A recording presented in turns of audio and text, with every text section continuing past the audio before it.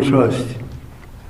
He is being thrown in the deep end with this, without even so much as a handover, a decent, tidy handover from the person who has run this important trust for more than 20 years. I've already distributed, I'll distribute to you a letter which Mzimela wanted to deliver to His Majesty. I don't know whether my PA has got that letter, although it's in Zulu. I think that I can distribute it now so that people can know what I'm talking about.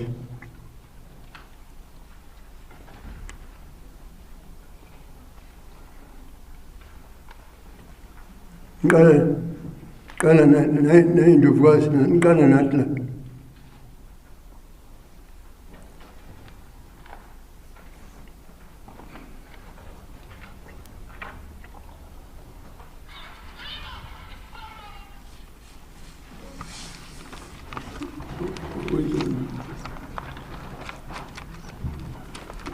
What is it now?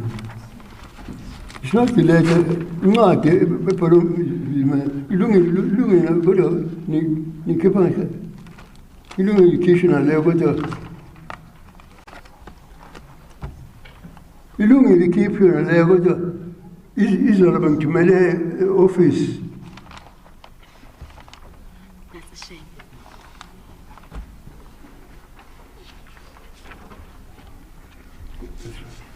That's right.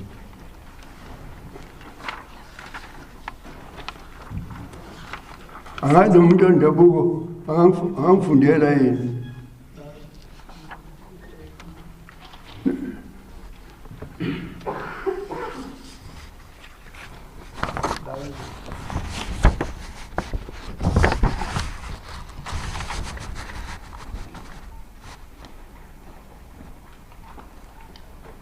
Dawezitha mntwana waphindane. Angazi noma umntwana angangisiza umntwana ngihlonishwa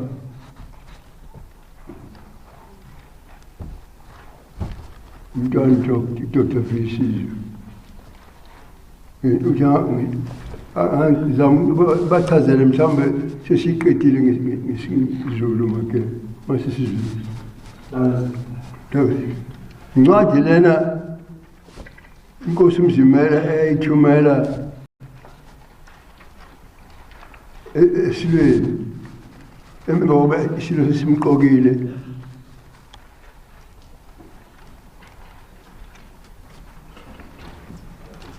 Dawezitha incwadi ifundeka kanje.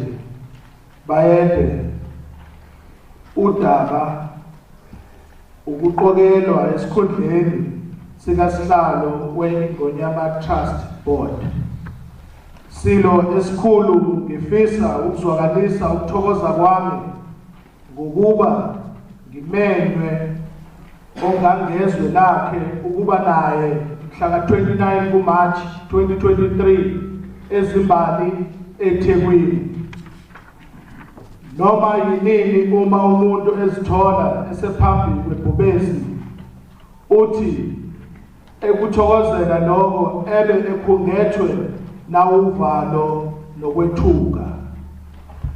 Bayede ubabamkhulu inkosi uLindelihle kanye nenkosi engizalayo inkosi uMpiyezi Ntombi bebekhonze ngokungangabazeki ebukhosini bakwaZulu nasesilweni esebuzile bethembekile kuso futhi bezinikele emsebenzini wobukhosi bukaZulu.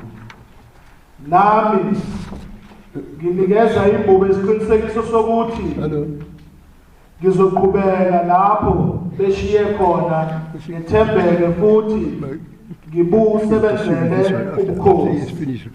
When he's finished reading it.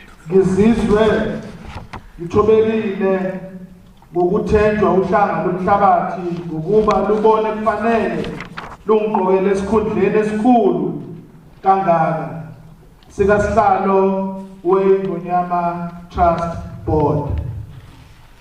Ngikuqonda kahle ukuthi ungangezwe lakhe ngeso lakhe libuka kude ubonile ukuthi umthwalo lona ongeze wangehlula ukuthwala.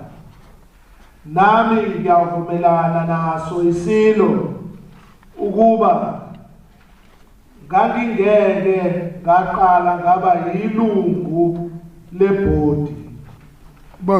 Mangangeke Ukube ngangike ngaqala ngaba yilunga lebhodi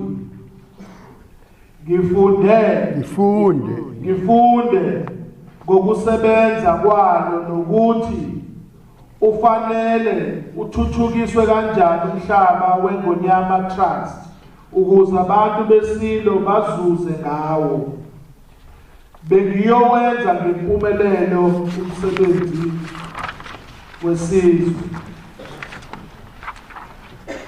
Bengingeke ngithembele kwabangenelulekayo ngaso sonke isikhathi, ikakhulukazi esikhathini sanamhlanje lapho abantu besuke bengenazo izinhloso ezifanayo ngomsebenzi abasuke bethwese ukufeza.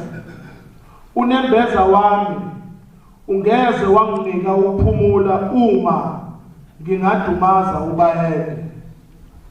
Ekungethembeni kwakhe sengehluleka ukuyishayela ngempumelelo inqola ukuze izuzise abantu besilo nomkhosi uqobo. Kanti lokuvikeleka komhlaba wakwaZulu kubalulekile kulesi sikhathi njengalokhu kukuningi ukukhuluma okuhloswe ngakho ukwephuca abanikazi bawo okungabantu bakwaZulu abawuphathelwe isilo samabanga. Ngiphinda ngiyasithokozela isilweni ngokungethemba. Ngiphetha ngokukhuleka kubayede ngizibika ukuthi okwamanje ngisazibona ngimfishane kulesi sikhulu. Ngisazibona ngimfishane kulesi sikhulu. Asikabe ngangami ozithobayo noyohlala besekile ubukhosi futhi ethembekile esilweni samabanga. Now, we cannot afford to leave the trust vulnerable at this most critical time.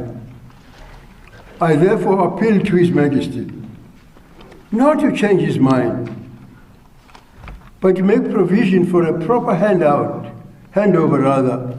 We should allow His Majesty's nominee to learn the ropes. I had learned from the Honorable Mr. Ngwenya that the King had not contacted him at all ever since this saga started. My plea was that His Majesty must give Mr. Ngwenya an opportunity to impart his experience, his wisdom and knowledge for the sake of the Ngonyama Trust, which I founded. All that has been gained over nearly 3 decades can therefore be securely transferred to the next generation within 2 or 3 years. It is not a long time, considering how long into the future we intend the Ngonyama Trust to preserve our land.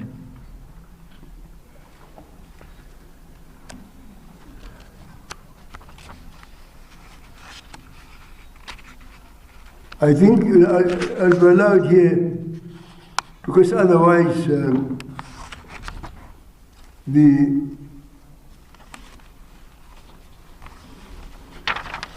Your Royal Highnesses, Your Majesty, may not understand what you have just read in contest. Now that is the person that is now at the helm of the Ngonyama Trust Board. He himself expressing humbly to His Majesty that he's not competent. But nevertheless, he is thrust into the deep end.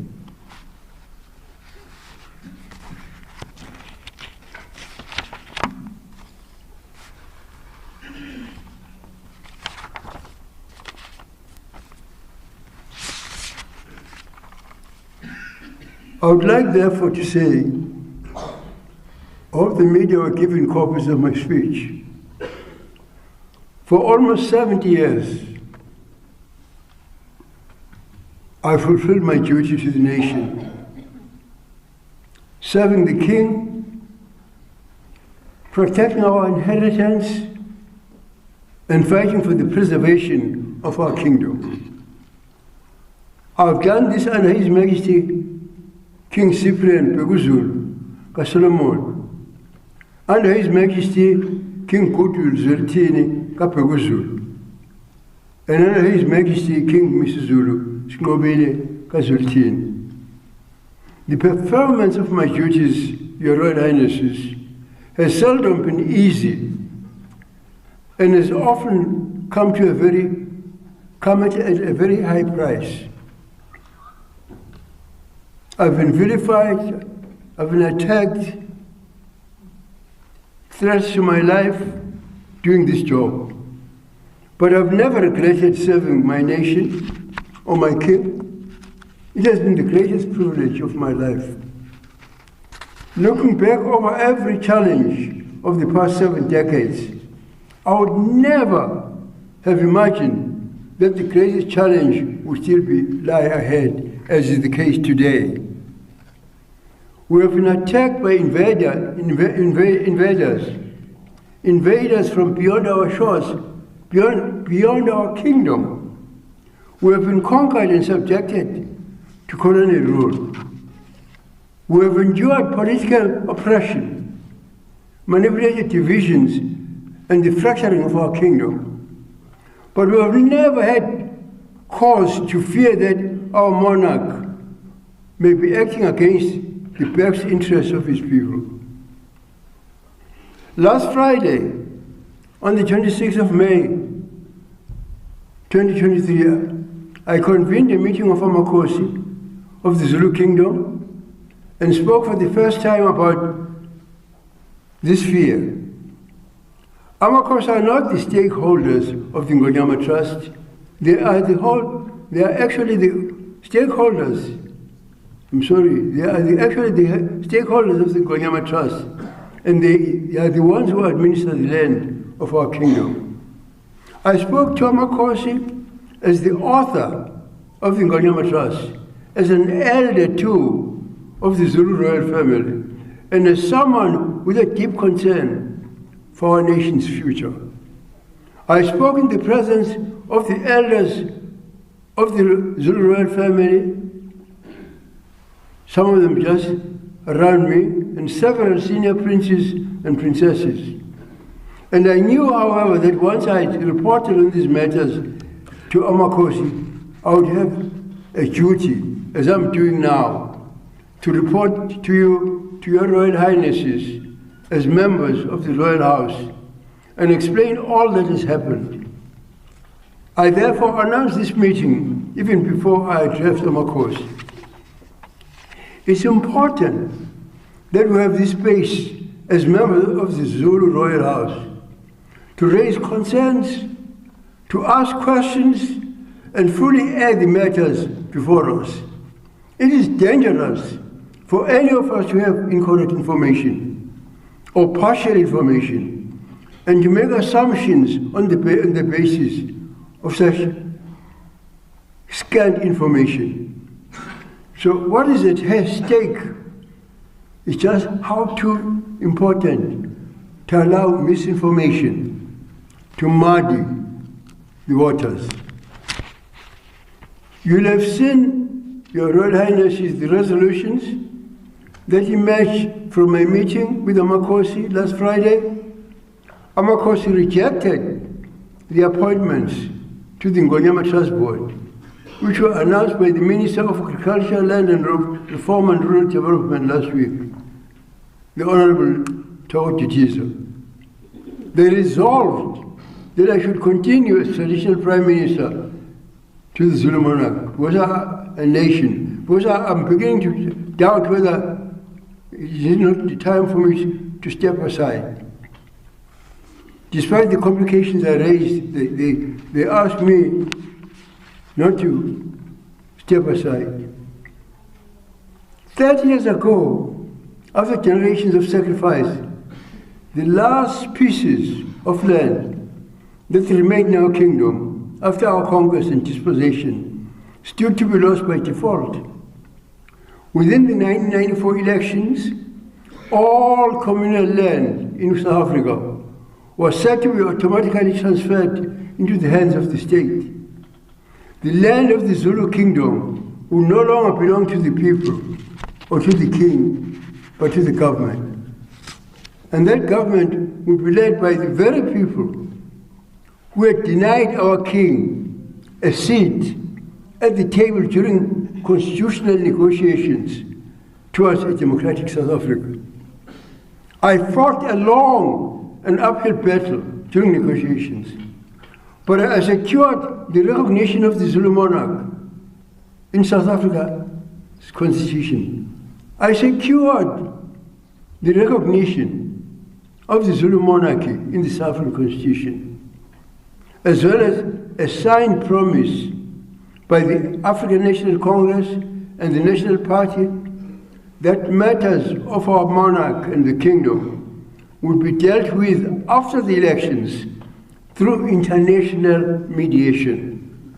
A promise that unfortunately was later broken. It was dishonored. But the matter of our land had not been part of the constitutional negotiation. It was not part of it. Thus I knew in my heart that the protection of our land needed to be dealt with urgently and in a way that could not be reversed. I therefore introduced the KwaZulu Ngonyama Trust Act and piloted it through the KwaZulu Legislative Assembly. During the last days, the Act placed all the land of the Zulu Kingdom, the bits and pieces that remain, with His Majesty the King, as the sole trustee. The land would be administered by Amakosi on behalf of the King, ensuring the security and material well-being of all our people. With the passing of the Ngonyama Trust Act, the land of the Zulu Kingdom remained in the hands of the Zulu nation, in other words, 1994.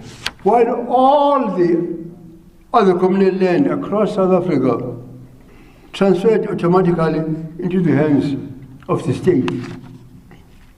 From the very beginning, the African National Congress, which had fought tooth and nail to centralize all power at the top, tried to wrestle Ngonyama land away from the king.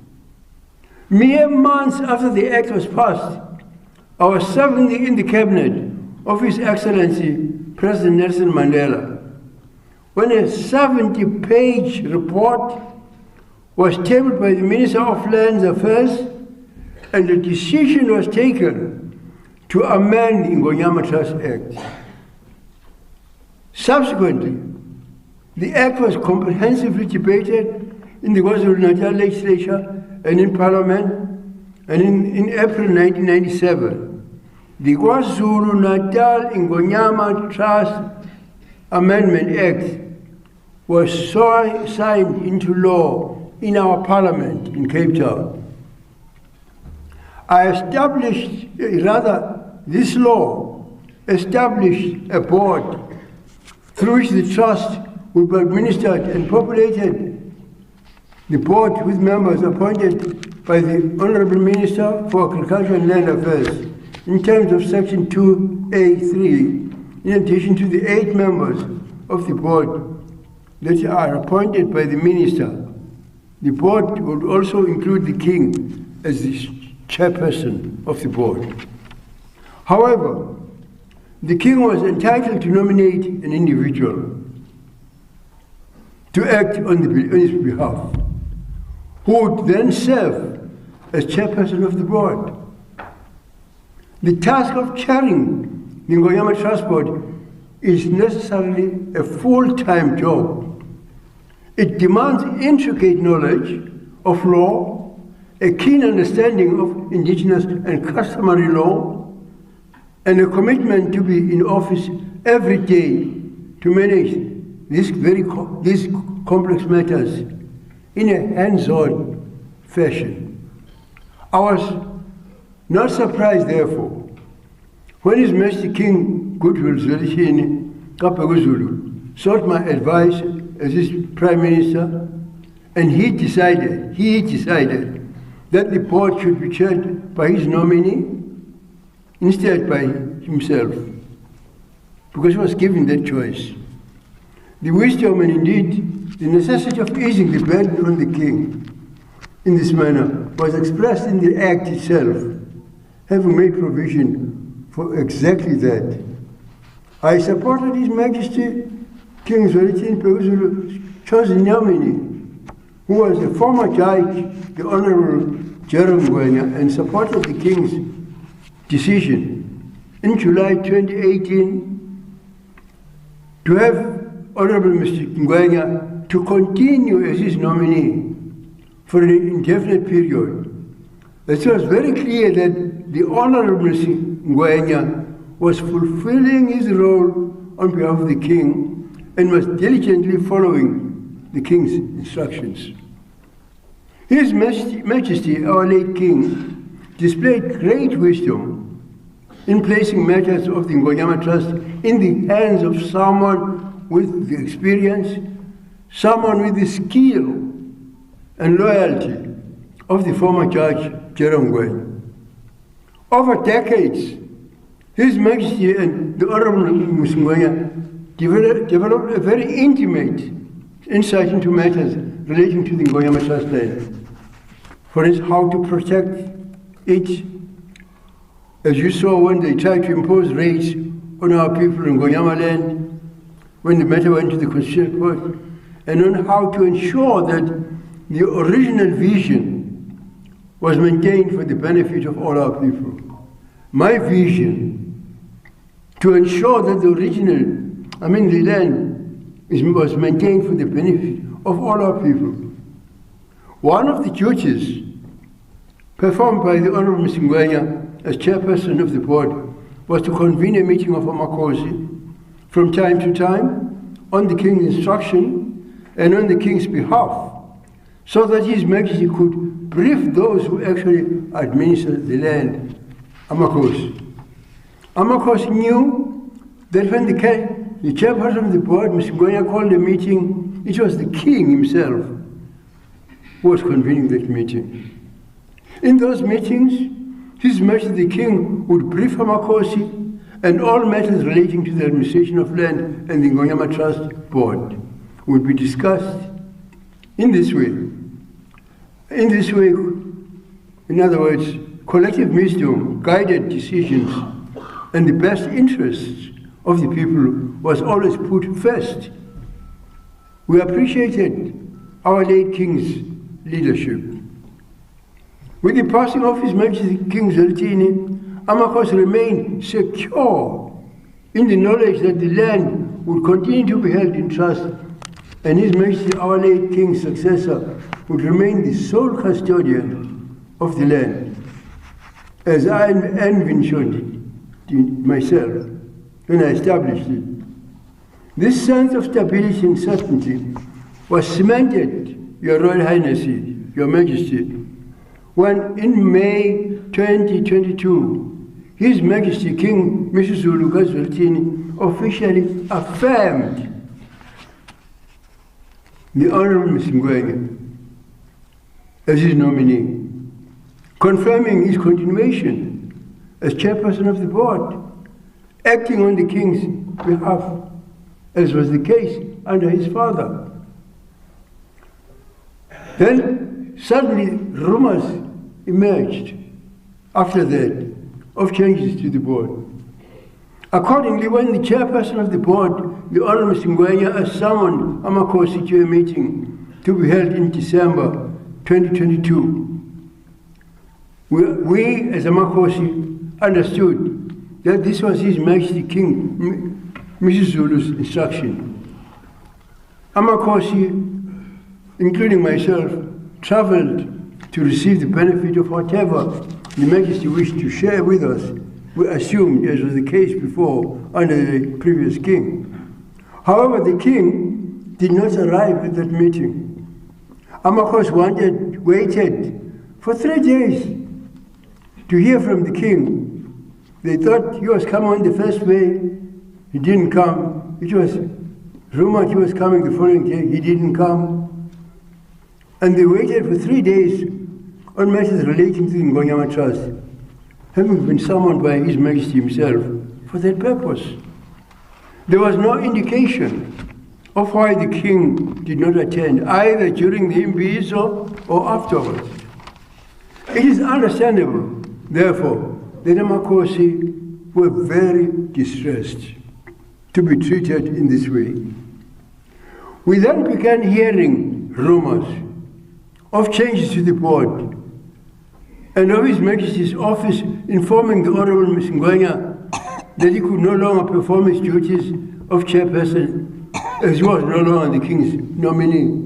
We were surprised. These rumors and corridor talk stirred great concern among AmaKhosi, as nothing had been officially conveyed in this regard. AmaKhosi therefore approached me for clarity, believing that if anyone knew the king's wishes with regards to the Ngonyama Trust, it would be myself as the king's prime minister and as the author of the act. Regrettably, I could not provide any clarity forever. However, for His Majesty had not briefed me, it would have been wrong for me to pretend, therefore, to speak with authority on something that was not discussed with me. I therefore said as much.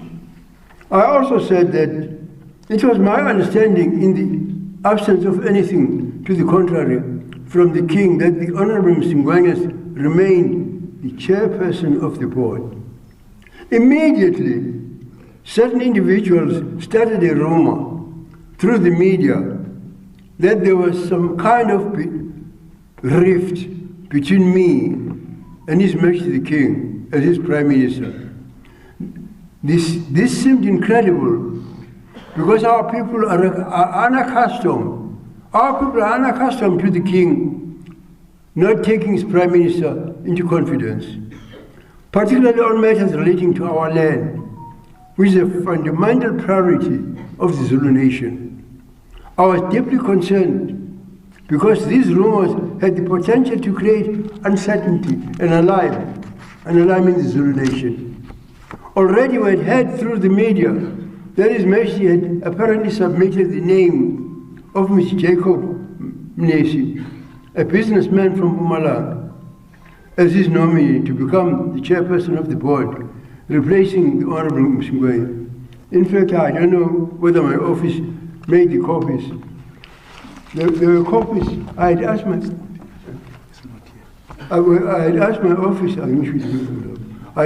office to make copies of an article which Mr.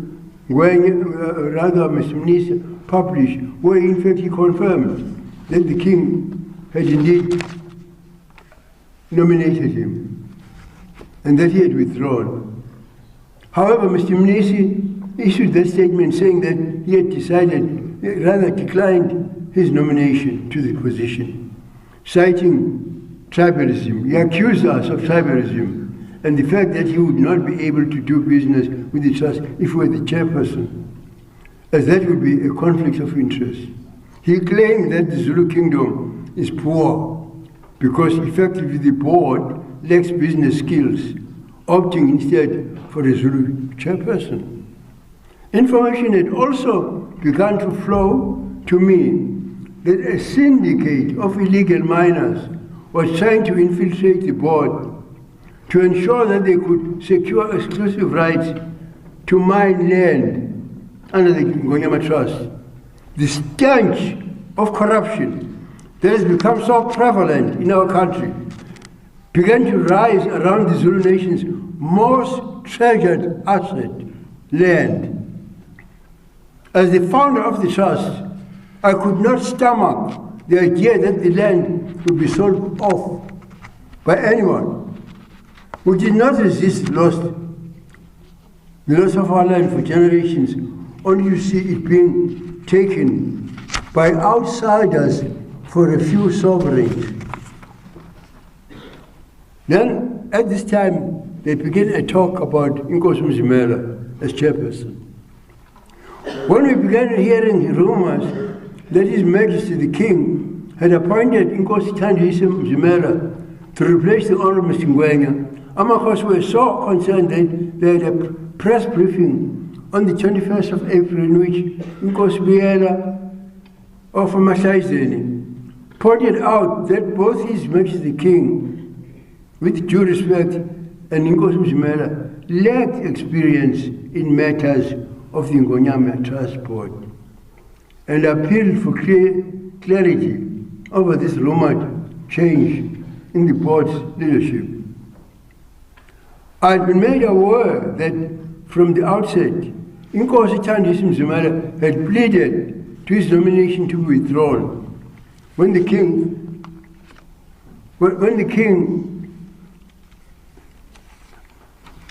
first suggested his appointment.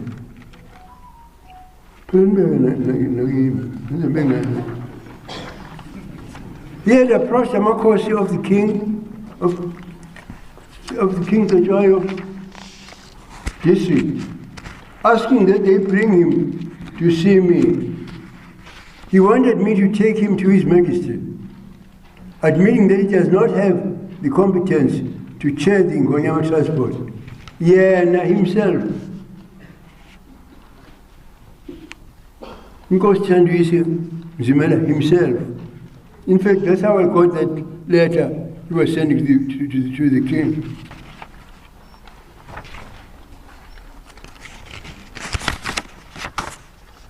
In fact,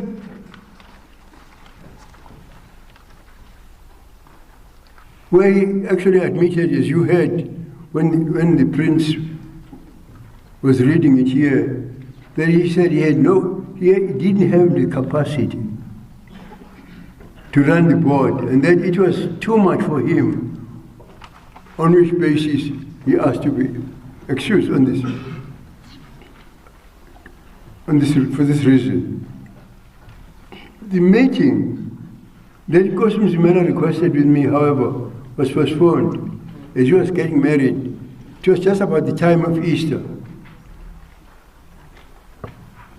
Then, His Majesty then announced the withdrawal of Inkosi Mzimela and continuation of Mr. Ngwenya's chairmanship. We have seen the letter now, the article, where Mr. Mnisi is accusing us of tribalism, and where he confirms that the king did in fact appoint him. So I was relieved when His Majesty the King finally requested a meeting with me on the 28th of April, 2023, to discuss the Ngonyama Trust board with me. We met with His Majesty in the offices of the former Zulu government in this building, in Undini, and we were joined by His Royal Highness Prince Chulani, who is our MC today, His Royal Highness Prince Chuchugani of Ngampilili, His Royal Highness Prince Ndabuko of Onkweni, my son, His Royal Highness Prince Chuchugoyezu Buthelezi, His Majesty King's legal advisor, advocate Griffiths Madonsela, SC, and His Worship Mayor Thulasizwe Buthelezi, the Reverend Thulasizwe Buthelezi, who opened our devotion. I'm in our meeting with devotion this morning. Beyond anything discussed in the meeting, I urged His Majesty to convene a meeting of AmaKhosi to speak to them directly about the developments relating to the Ngonyama Transport. Such meeting, I said, should be called by the chairperson of the board, of course, as usual, on the King's behalf, that is Mr. Ngwenya, as had always been done in the past. In our meeting on the 28th of April, His Majesty accepted Nkosi Mzimela's appeal to withdraw.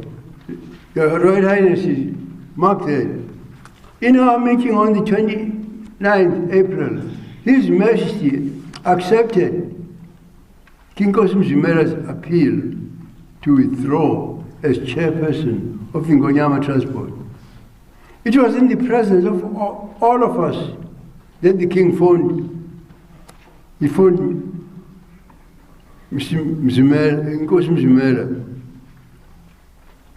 I requested the Queen, when he told us, I said, can Your Majesty oblige, can you phone, can you talk to, while we're here, can you talk to me? And he talked to Ngwenya, actually assuring me that Ngwenya was still, he confirmed his continued service as chairperson in our presence at that meeting.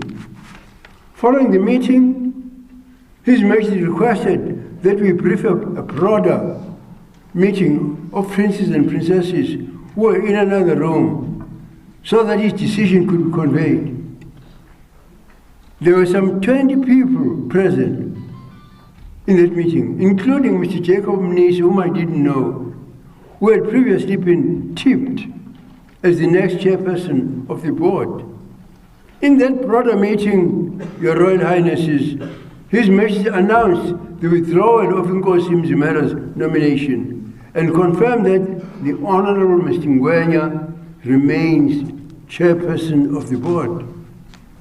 This would remain the case until further announcement, following discussions which His Majesty requested between himself, the chairperson of the Mr. Ngwenya, and myself. The king said that he wanted to have a meeting with Mr. Ngwenya in my presence. Following these discussions, the king intended to convene a meeting of Amakosi, as he said at that meeting. Accordingly, the king confirmed that Mr. Ngwenya would convene a meeting of Amakosi, as his late father, King Zwelithini, used to do. He also said he was going to have a private meeting with Mr. Ngwenya, as I've said, in my presence. As is my duty, Your Majesty and Your Royal Highnesses, as the Traditional Prime Minister of the Zulu monarch and nation, I subsequently issued a statement clarifying matters according to His Majesty's wishes. I repeated what the king himself had announced. I was not conveying my decision as Mangosuthu Buthelezi, or speaking on my behalf, or providing my interpretation of the king's intentions. I was directly reporting on His Majesty's his own announcement.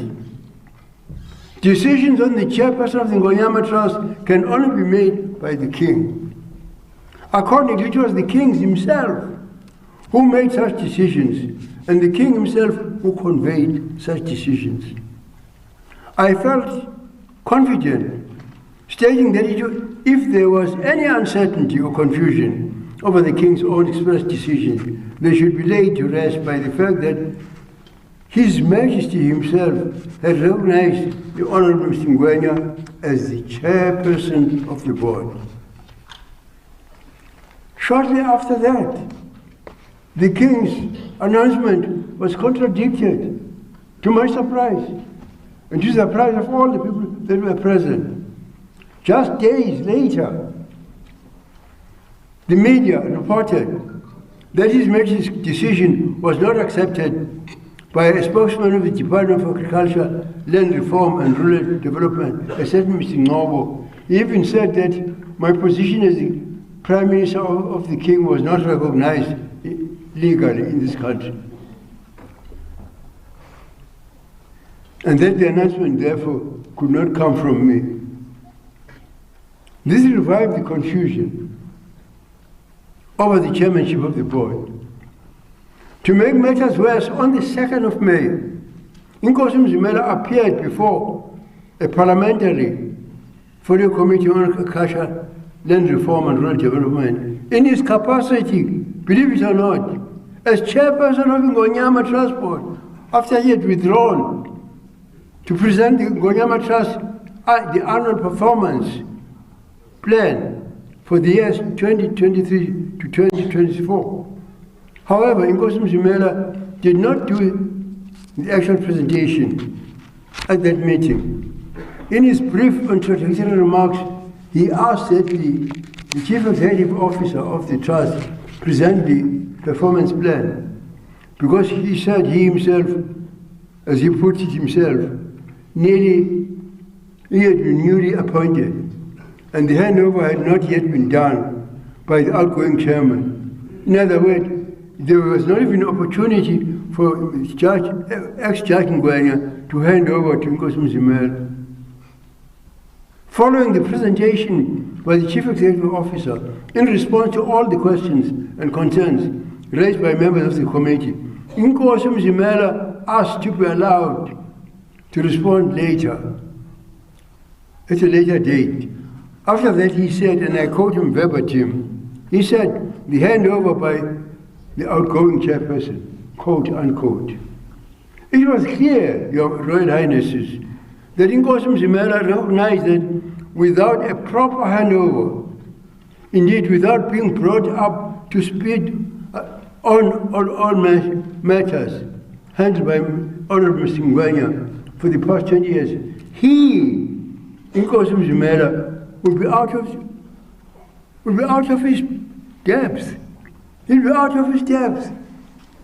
It still made no sense to me, though, that Inkosi Mzimela would appear before the committee as chairperson of the board, just a few days, a mere days, after His Majesty had announced his withdrawal to us, and the continued chairman of the Honorable Mr. Ngwenya. Inkosi Mzimela appeared to be openly defying the king, in my view. Yet the committee meeting, the minister confirmed that His Majesty had not sent anything that should indicate that Inkosi Mzimela was no longer the chairperson. And she continued on the basis of His Majesty's letter informing her of Inkosi Mzimela's appointment. In the midst of all this confusion, the king did not react or make any public comment, leaving the confusion to fester like a sore.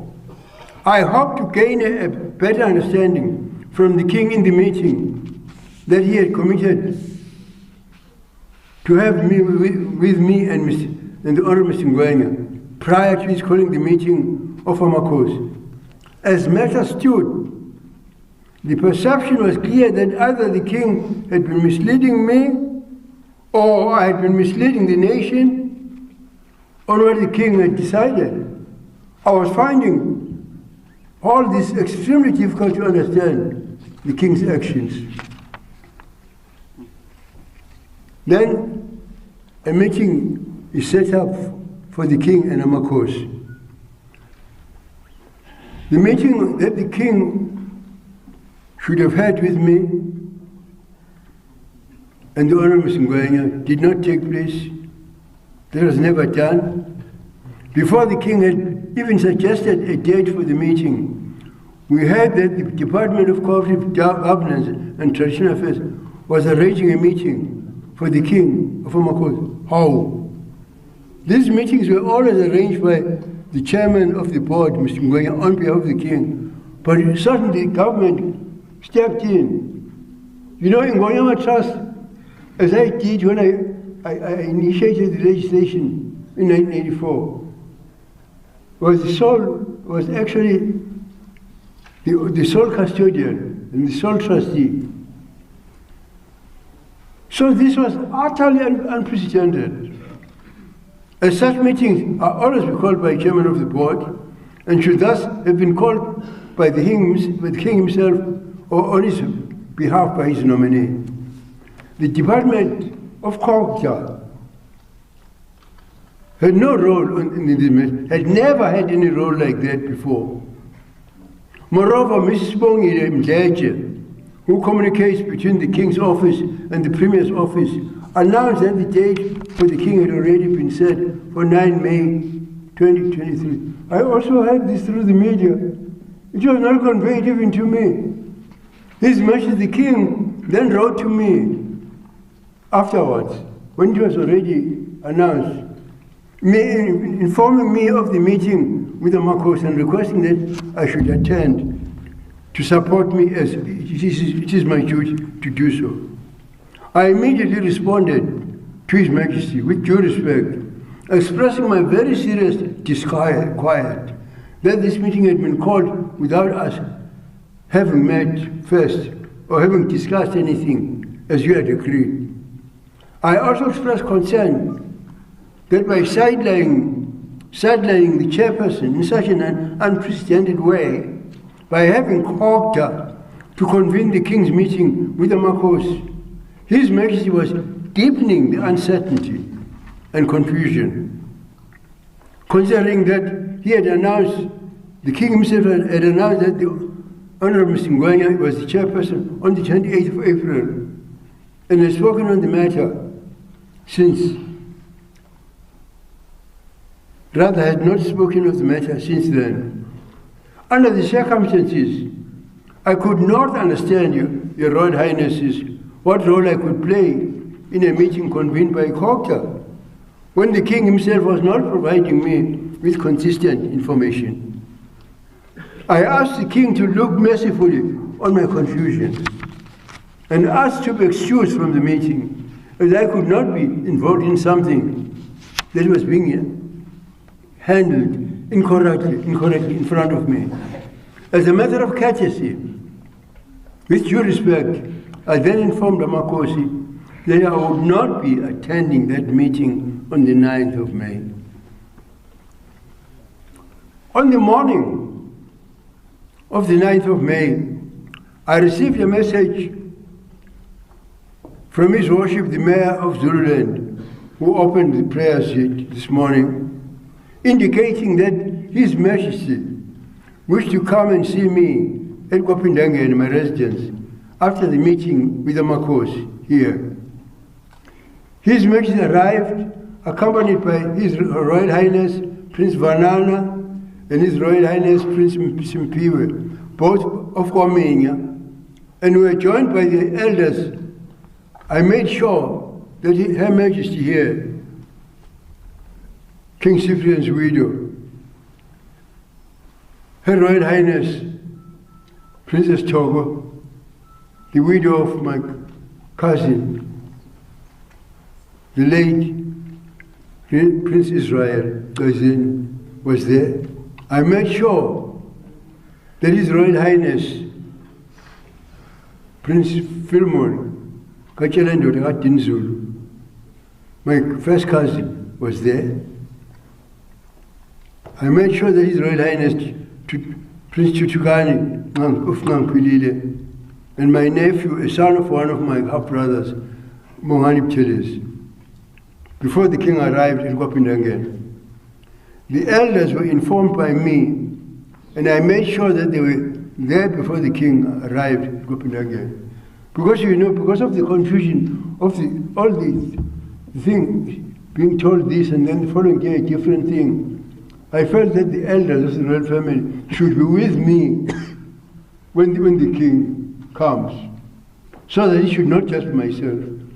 So they were present. The King arrived. He advised that he wished to report to me on his meeting with the Makhosi in the morning, that afternoon.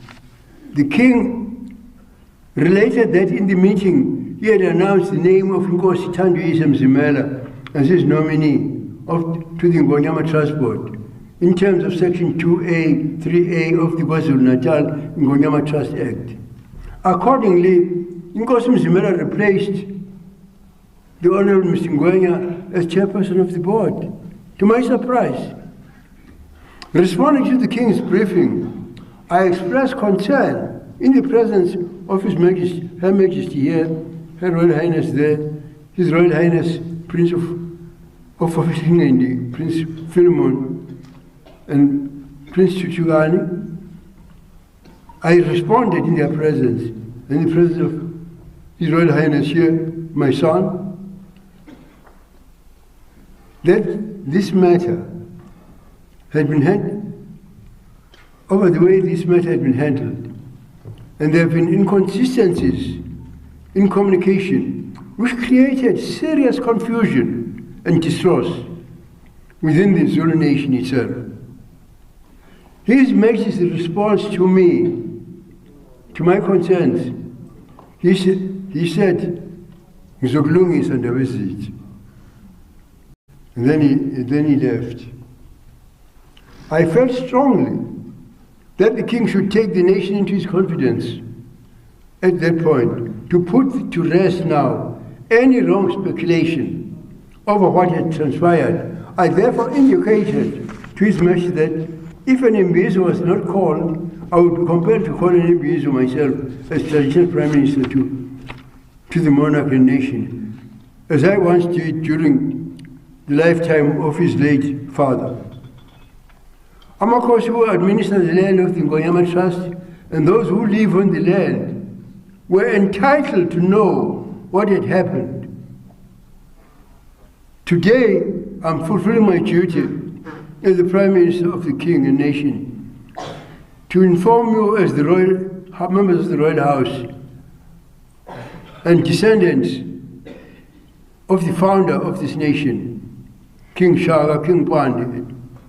It is neither helpful nor fair that matters of such significance are speculated about in the media by individuals with only partial knowledge, incorrect information, or ill motives for that matter, while those who should be fully informed yourselves are not informed. I therefore thanked His Majesty for committing to fix this and said that I would give him space, in other words, time to do so. Regrettably, I heard nothing further from the king.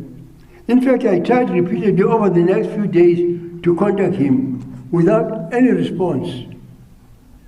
You know, the king always speaks to me through my son. He always communicates with me, even only giving me instructions. And therefore, I asked my son to phone him because I wanted to have an audience with the king. He phoned 4 times without getting any response. He even left messages on the phone without any response. It was only on the 13th of May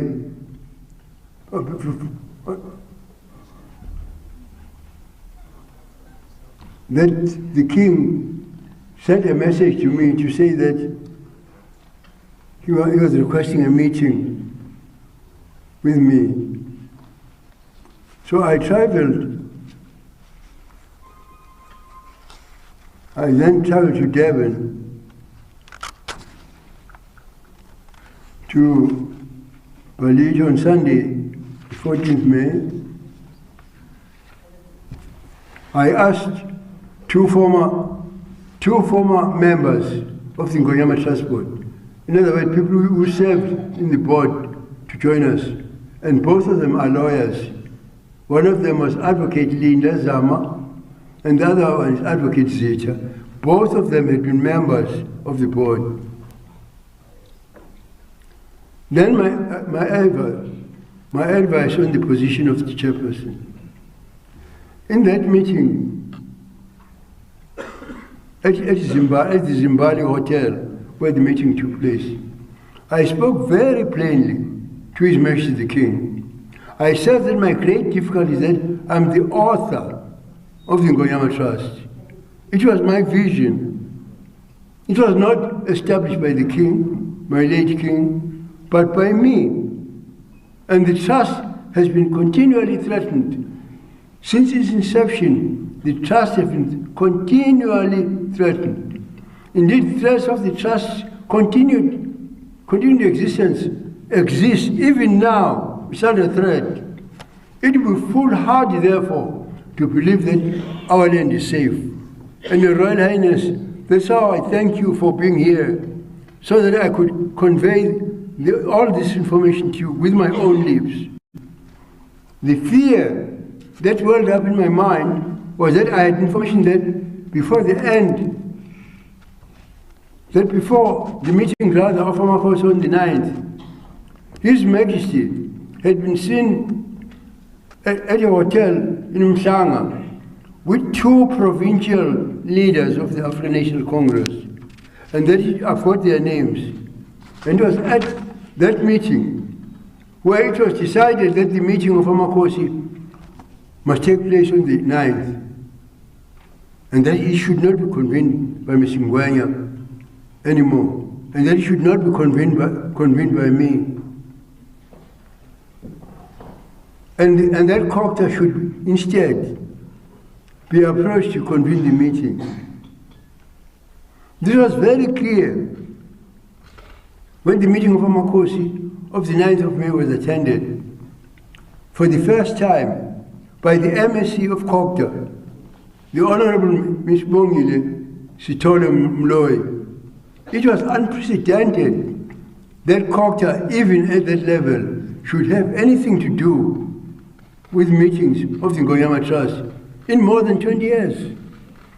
I explained to His Majesty in our meeting on the 14th of May that the trust needs to be administered by someone who understands its genesis and its vision, who understands the threats against it, and who is able to stand guard against those who seek to pilfer our inheritance.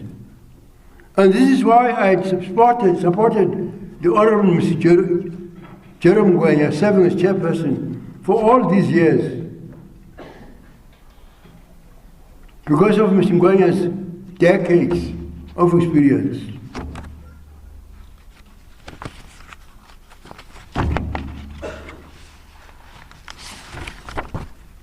Over time, Mr. Ngwenya had gained knowledge that is extremely valuable to the board and to the king himself, knowledge that should not be cast aside. Indeed, we can be extremely grateful for the legal expertise of the Honorable Mr. Ngwenya, which served us well in the many legal battles he has fought on the behalf of our people living in Ngonyama Trust land. Angithi ngishilo khona manje nabesilo ngamhle ukuthi umasipala kaKhongolose eThekwini waze waya enkantolo yokugcina yezwe i-Constitutional Court efuna babo abantu abaseduze kwandiwedwe ushiza iNgonyama land ngokumazi bakhokha ama-rates inkantolo yamchitha uNgwenya wayiwina leyo. That's what I mean. There was even this suggestion that 17 years I've read. I think I've read them.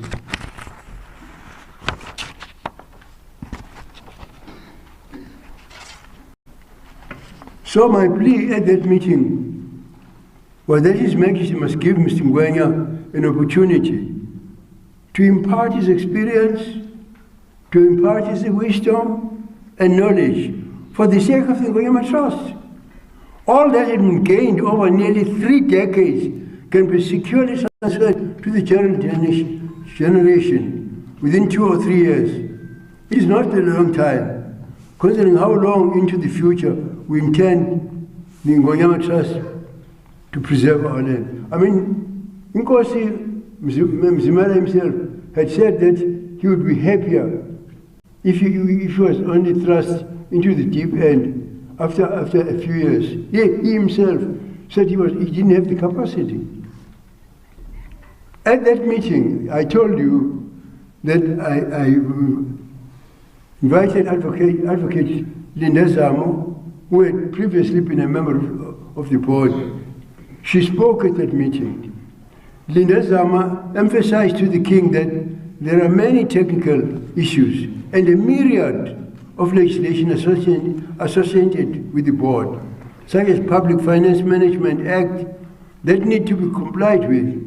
For someone to lead the board, she said, that the person needs a legal background or should be a developmental economist.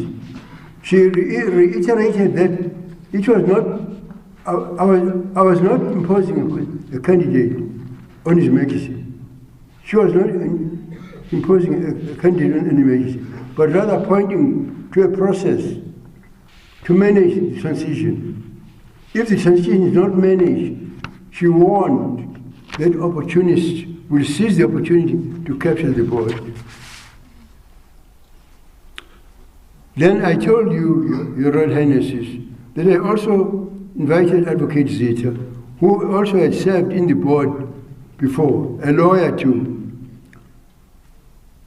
And she confirmed at that meeting with the King and us that the overlaying legislation governing the functioning of the board, and that no one can chair the board without a comprehensive and thorough understanding of the law.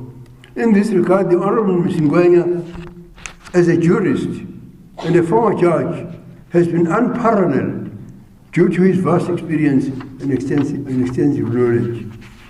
My plea that day to His Majesty was that he appoints an acting chairperson if he didn't like Mr. Ngwenya, if he didn't want Mr. Ngwenya to continue, with a legal background to work with Nkosi Mzimela a few years in order to bring him up to speed.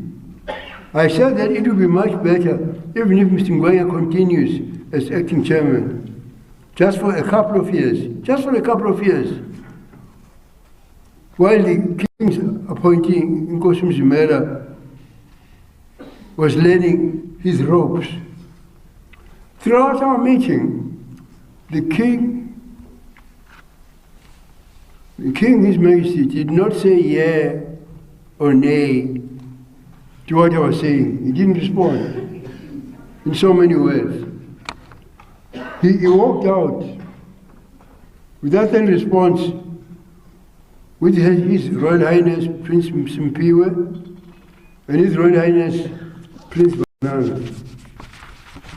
He looked out of the venue of the meeting. Shortly after that, His Royal Highness Prince Chuchugani and a businessman who is very loyal to the King, Mr. Muzi Tombela, followed the King out of the room. Prince Chuchugani then returned shortly, and the Prince indicated that the King had wished to see Advocate Zama, who was with us. After a while, they returned to the boardroom. Oh, hey presto, they're coming back with the King now. What has taken place? While we're sitting in the meeting room, and the King at that meeting told us that, aha, I found a solution. Okay, Nkosi Mzimela will continue as chairperson. Then Advocate Zama will be the chairperson's advisor. So this, however, I said would be meaningless as a solution. I indicated to His Majesty that as a Minister of Cabinet for 10 years, I had enjoyed the benefit of a very competent advisor. But in the end, advice is something one either takes or rejects. If the King were to appoint Advocate Zama as chairperson temporarily, with Nkosi Mzimela as a member of the board, so that she could teach him the ropes, I said that would make some sense, I said to the King. Unfortunately, our meeting did not reach a conclusion. And after some time, I said that the King should be allowed to leave, so that we should not be accused of trying to corner the King to do our will. Indeed, the King thanked us and he left. The following day, on Monday, I met His Royal Highness Prince Tulani. While we were together, His Majesty phoned Prince Tulani and indicated that he had found a solution.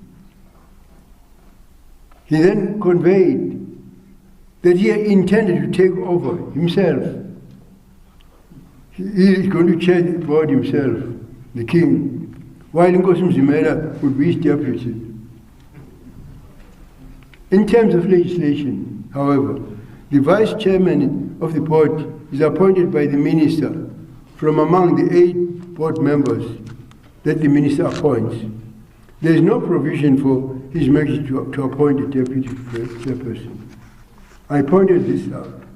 Moreover, His Majesty cannot perform the complex, onerous, and full-time work of a chairperson to the board, while at the same time reigning over us as his Zulu nation.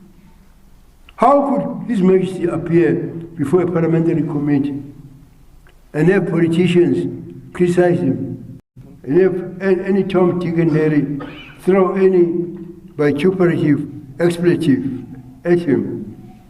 How could His Majesty go to the office every day, chair meetings, and attend to the myriad tasks of chairing a board? His Majesty would need to abdicate, of course, in order to do this work. It's simply not feasible. Unless His Majesty had some quarrel with Oral Msingwenya, of which I'm not aware. I could understand why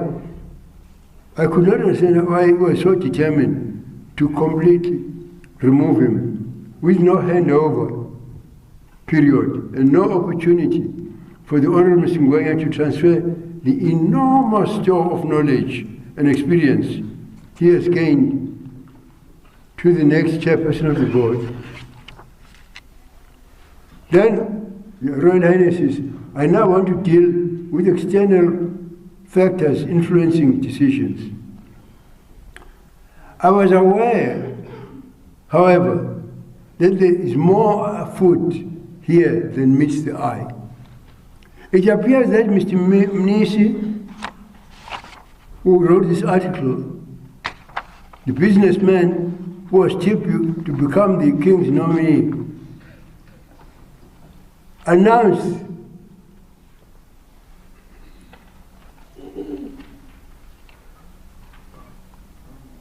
has become very involved in the affairs of the Zulu nation right now. He has been heard to say that Nkosi Mzimela will only be a chairperson for a short time, after which he himself will become the chairperson. Nkosi Mzimela, he says, is his front, in other words. He's just a puppet. I've heard that Mr. Mnisi helped in the financing of Nkosi Mzimela's wedding when he got married during Easter this year. I do not know how true that is. I'm merely repeating a rumor that is circulating in the corridors.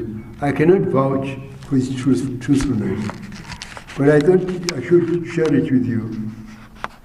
There is also a lady by the name of Rejoice Tombente Tembe, who is an associate of Mr. Mnisi, who is almost permanently at the house where the king is staying at present, in Devon. I cannot mention, Your Majesty, Your Royal Highnesses, I cannot mention some of the things she is said to be doing when she is present at the house where the king is living at present. In February, she told the Daily Sun newspaper that His Majesty had nominated her to the Ngonyama Trust Board, but that she declined. And I have discovered that she is Mr. Mnisi's agent. When His Majesty and I met on Sunday, the 14th of May, I mentioned to His Majesty that I had received information that Mr. Mnisi had suggested to the king that he should appoint His Royal Highness Prince Vanana of Kwaminya Royal House as his traditional Prime Minister. I mentioned that at the meeting in the presence of the King. The King did not react, he didn't say anything. Previous to that, I had heard that Mr. Mnisi has suggested to the King that he should now appoint a young Prime Minister because I'm now too old, which is of course true. As you can see, I'm too old now. By the way, for a while in the past, the King himself said to me that he's thinking of appointing a Deputy Prime Minister. He once said to me, I did not say anything in response to His Majesty when he said this to me, as there has never been such a position in the history of the kingdom. The King also told my son, here next to me, Prince Tugoyezu, that he's thinking of appointing a Deputy Prime Minister. I wish to make it clear, Your Royal Highnesses, that as I've stated publicly, that I've already asked the late King, to appoint his Prime Minister. And the King ignored my plea and continued using me as his Prime Minister, as all of you are aware, until he passed away. From the time of King Shaka, kings chose a Prime Minister from the nobles, Ikulu, Amakhosi. King Shaka's Prime Minister was Ngomane Kamkomboli Mdletshe. He was the head of the Mdletshe clan. He was not just a commoner. King Tingane had Ndlela Kasompisi, the head of the Ntuli clan. King Bande had Masipula Kamamba Changas, the head of the Changas clan. King Tetshwayo had Nyamana Kanangalele Buthelezi, who continued in that position even during the interregnum after King Tetshwayo had been deposed and exiled, and he brought up King Dinizulu at his Ekshumayeleni residence. King Solomon Dinizulu had Matola Buthelezi, my father, Kamkhandumba of the Buthelezi clan. After the death of King Solomon in 1933, my father continued to work as the Prime Minister of the Zulu nation under his younger brother-in-law.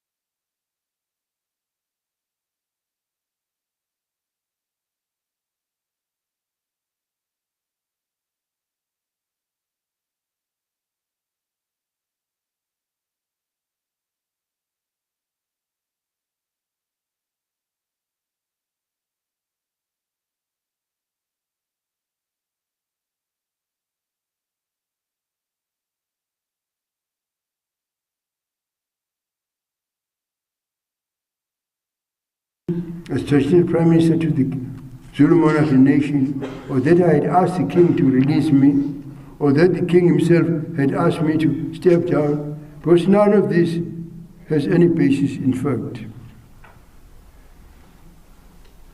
So His Majesty, in other words, as we have seen, has rejected all advice.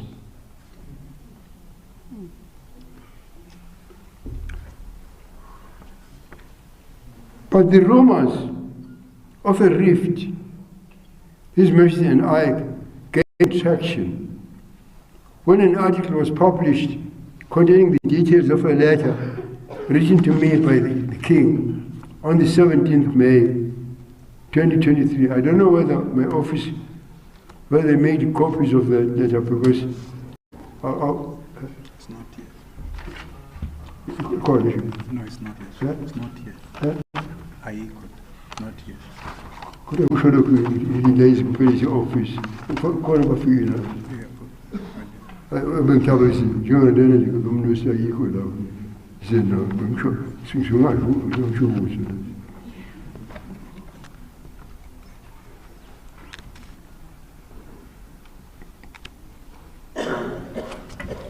The article misrepresented severe details and bluntly lied in claiming that the king had referred to my wanting the Honorable Msingwenya to be appointed as chairperson. There was no reference to the Honorable Msingwenya in the king's letter, and I have never expressed a preference of who the king should appoint. That remains the king's prerogative. I've merely pointed out the kind of expertise that the chairperson should have. What the king's letter did make clear was that he had no intention of removing Nkosi Mzimela as chairperson of the board. The king was willing even to risk his own reign to keep Nkosi Mzimela.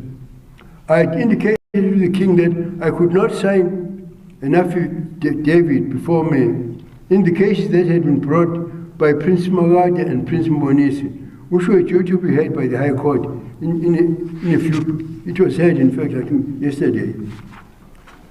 I indicated that I could not sign as the traditional Prime Minister of the Zulu monarchical nation when my role and position with the king had become so unclear. I requested clarity on the king's approach to my advice on the Ngonyama Trust Board, because after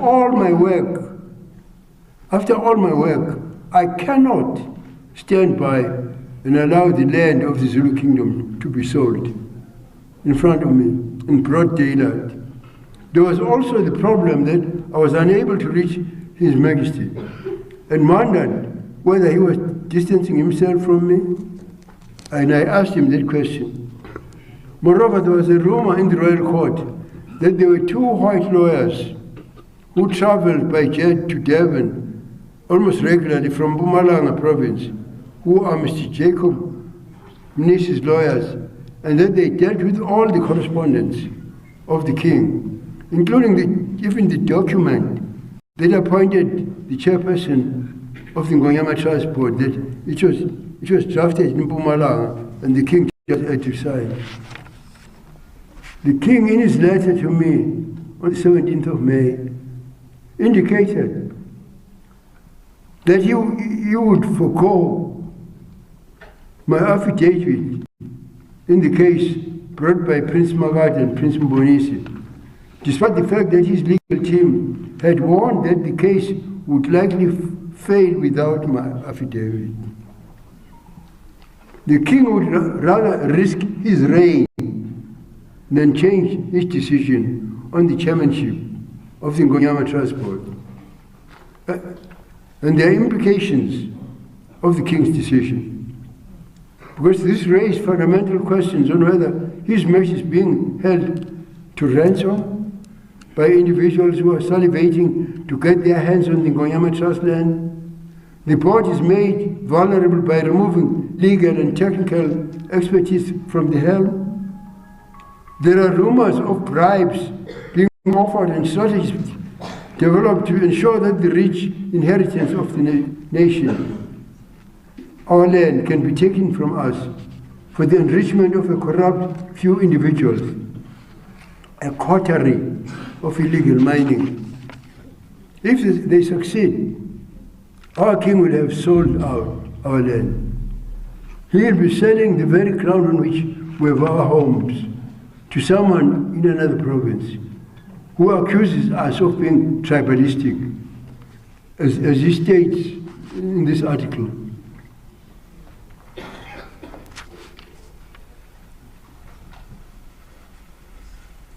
Your Majesty, Your Royal Highnesses, we were made by the soil, by the Almighty God, and will go back to it. All our ancestors Their mortal remains, in other words, their bones, are in the soil. How could that land be sold? I understand the gravity of what I'm saying. When I warn that our king seems to be captured, if all that we are hearing is true, for me, these rumors give me sleepless nights at my age. I hope they are not true. But as someone who has served our monarchs and nation for almost 70 years, who has sacrificed more than anyone for the survival of our traditional institutions, and who placed all the land of the Zulu kingdom under the protection of the king, I have a moral obligation to sound this alarm. Let me clearly say, I'm not making a political speech here, but these are just the facts of the matter. When I talk about the ANC's position on our kingdom, our king, and on our land, I'm not talking here as a former leader of the IFP. I'm just putting the facts of the matter, facts which are known. The day after the minister announced the new Ngonyama transport, an article in Mercury quoted the chairperson of the KwaZulu-Natal House of Traditional Leaders, Mangosuthu Buthelezi, as saying that the House of Traditional Leaders or members are satisfied with the selection of board members, and that the House believes that everyone concerned was properly consulted in a thorough process. I don't know where that happened. I must be living in the moon. Was he speaking on behalf of all members of the House, suggesting that all those who are members of the KwaZulu-Natal House of Leaders are happy with the outcome? It seems great efforts are being made to pretend that everyone is satisfied and that there are no concerns. But this is far from the truth.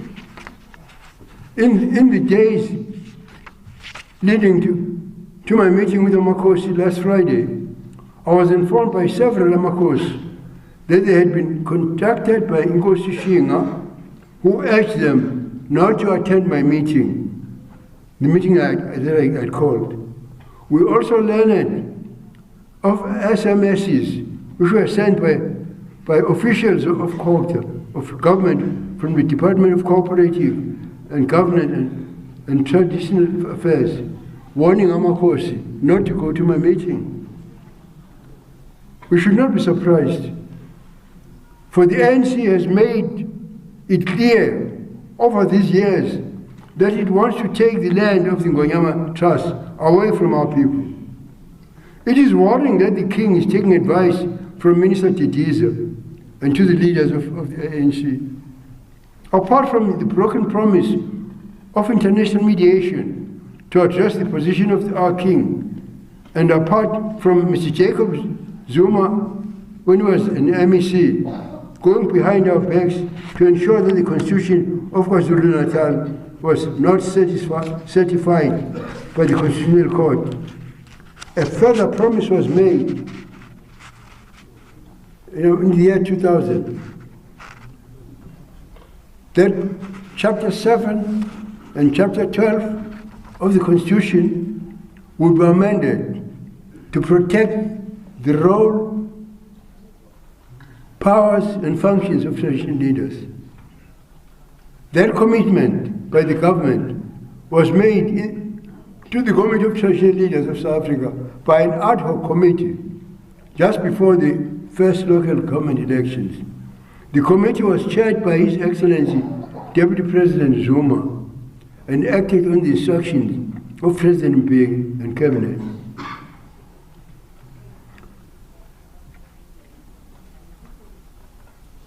In fact, when Mr. Zuma became president, I remember that Mr.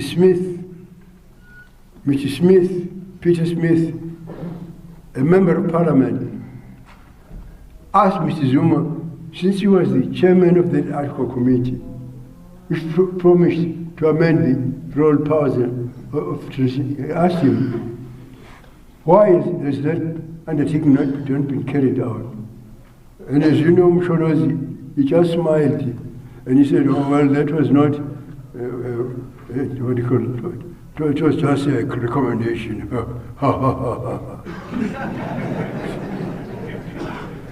I got up in Parliament. I sweat. I was very ashamed that our country was ruled through deception. I said so in Parliament, it's in Hansard. Instead of amending the Constitution to protect the role, powers, and functions of AmaKhosi as they had promised, they set in place in the Municipal Structures Act, Section 81, that a small percentage of AmaKhosi in a municipality may attend municipal council meeting. It's not peremptory, not peremptory, and none of them can vote.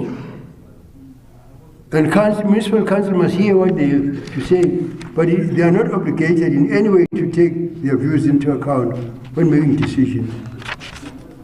This is the decision, rather the disdain with which AmaKhosi are treated by the ruling party. Let me be fair, however, about His Excellency President Ramaphosa. Just before my wife, Indingulu Irene Buthelezi, passed on, she was hospitalized at Richards Bay Hospital. I went to Richards Bay to see her one day. I was told that our king was also at Richards Bay on the same day. He had gone there for medical attention too.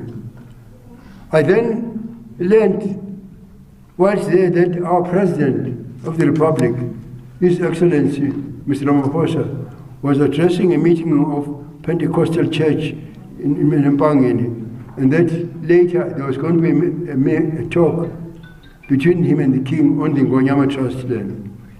I phoned the Honorable Mr. Ngwenya while I was at Richards Bay about these rumors, and Mr. Ngwenya told me that yes, it was true that such a meeting was going to take place at Richards Bay that day. I said that I could not crash such a meeting if I was not told about it. But Mr. Ngwenya assured me that the king had actually wanted me to be present. So I relented then and decided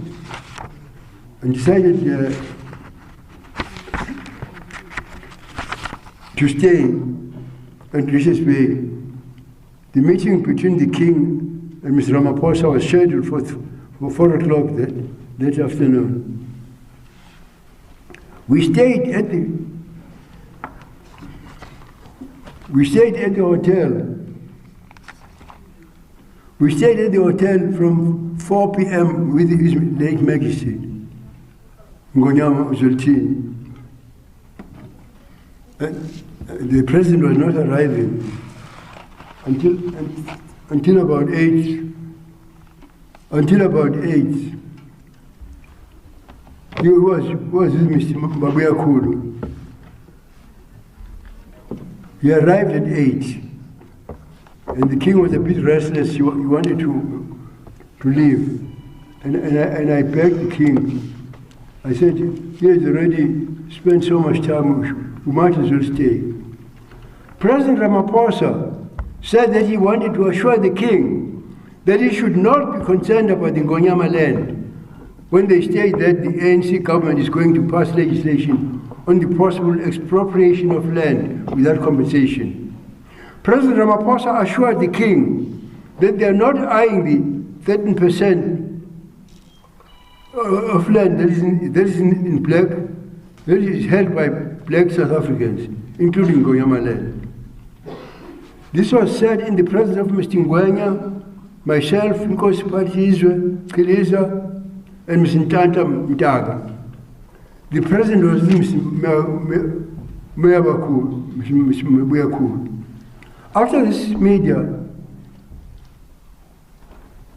After this utterance, the media reported that some of the ANC criticized the president for what he said. The president himself, actually, I noticed, did not reiterate that statement in Parliament or in any other public platform. The ANC, however, has been perfectly clear on this matter of the Ngonyama Trust. In July 2017, at the 5th National Policy Conference, the ANC noted, and I quote verbatim, they said, quote, the KwaZulu-Natal ANC has been moving for the repeal of the Ngonyama Trust, unquote. It was not long before a panel chaired by the ANC's former Secretary General and former Head of State, His Excellency Ms. Kgalema Motlanthe, recommended that the Ngonyama Trust be scrapped or amended in a way that would transfer the land of the Zulu nation to government, to be administered not by AmaZulu, by the Minister of Rural Development and Land Reform.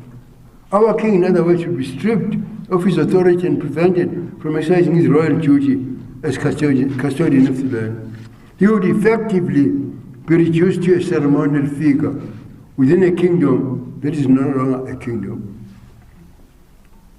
This call against Ngonyama Trust Land Act emanated from what was called the high-level panel on the assessment of key legislation and the acceleration of fundamental change. Yet in the deliberations, the panel had failed to engage with the Ngonyama Trust Board, with His Majesty the King, with the National House of Traditional Leaders, with the provincial houses, or even with Contralesa.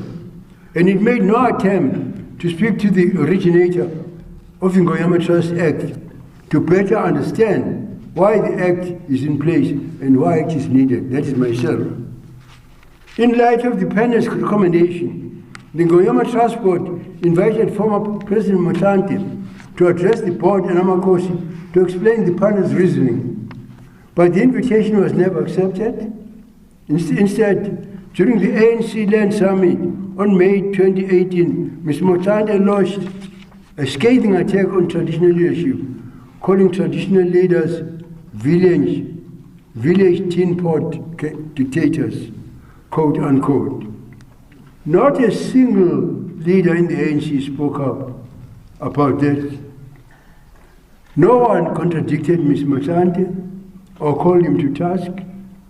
A few days during questions to the Deputy President in Parliament, Deputy President Mabuza was confronted with Ms. Motlanthe's accusation against traditional leaders.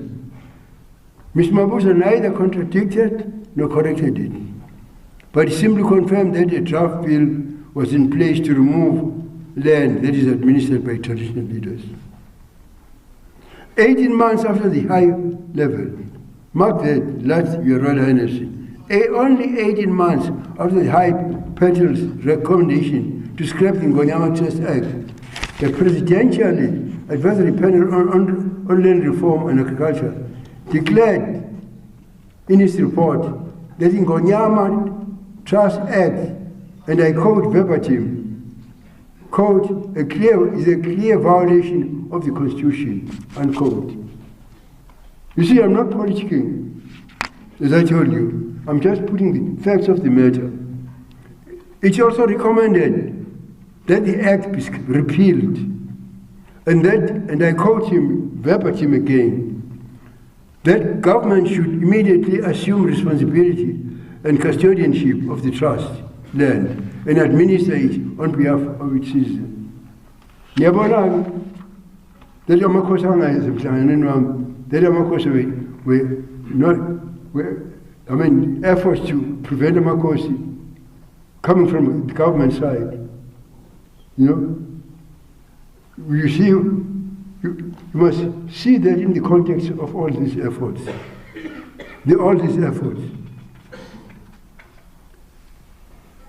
Then,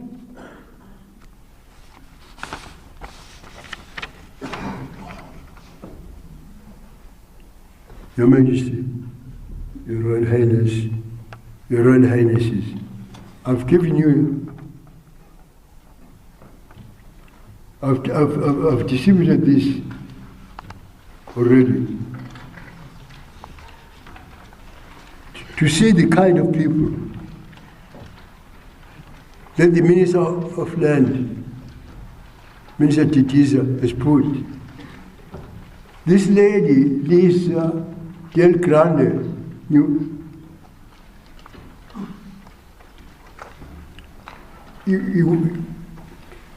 says about Ngonyama Trust Land.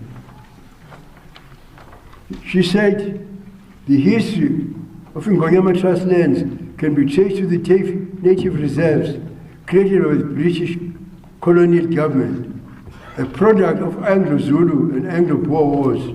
It seems to said to reduce the traditional systems of land holding to the Ngonyama and land debate. The maps here show the Ngonyama Trust Board land today and native reserves in 1904. Note the pattern. The land discussion should be built about finding synergy between the imposed Western property title deed system and the traditional view and system of land, rather than focus on the Ngonyama Trust Board, which was a product of a racist past and a deal between the National Party and the IFP.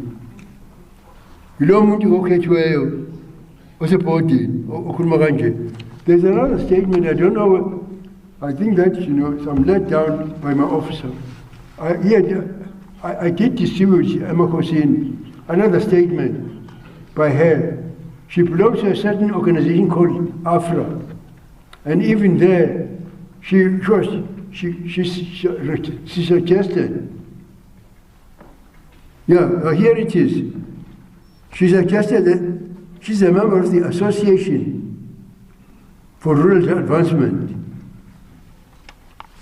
And she said, in 2017, AFRA, which is this organization, AFRA is acronym. AFRA supports the recommendations made by the high-level party to bring KwaZulu in line with national land policy and secure land tenure to the communities and residents of community areas. We believe that there is also a pressing need to create mechanisms to investigate and resolve complaints by people whose rights have been infringed by the trust. Do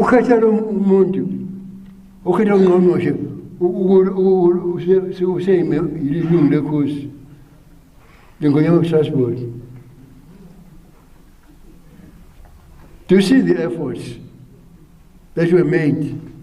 The meeting must not be called. The King must not have a meeting with Mr. Ngwenya in my presence. Mr. Ngwenya must not call a meeting of Amakosi. I must not call a meeting of Amakosi. The SMSs were the invitation by the MEC for Kokta in the province, inviting on Friday when I had my meeting. She invited Amakosi Sfazane to a meeting in an effort to torpedo my meetings. Do you see the dangers? I see the dangers flashing. Is this my old age? Is this my senility?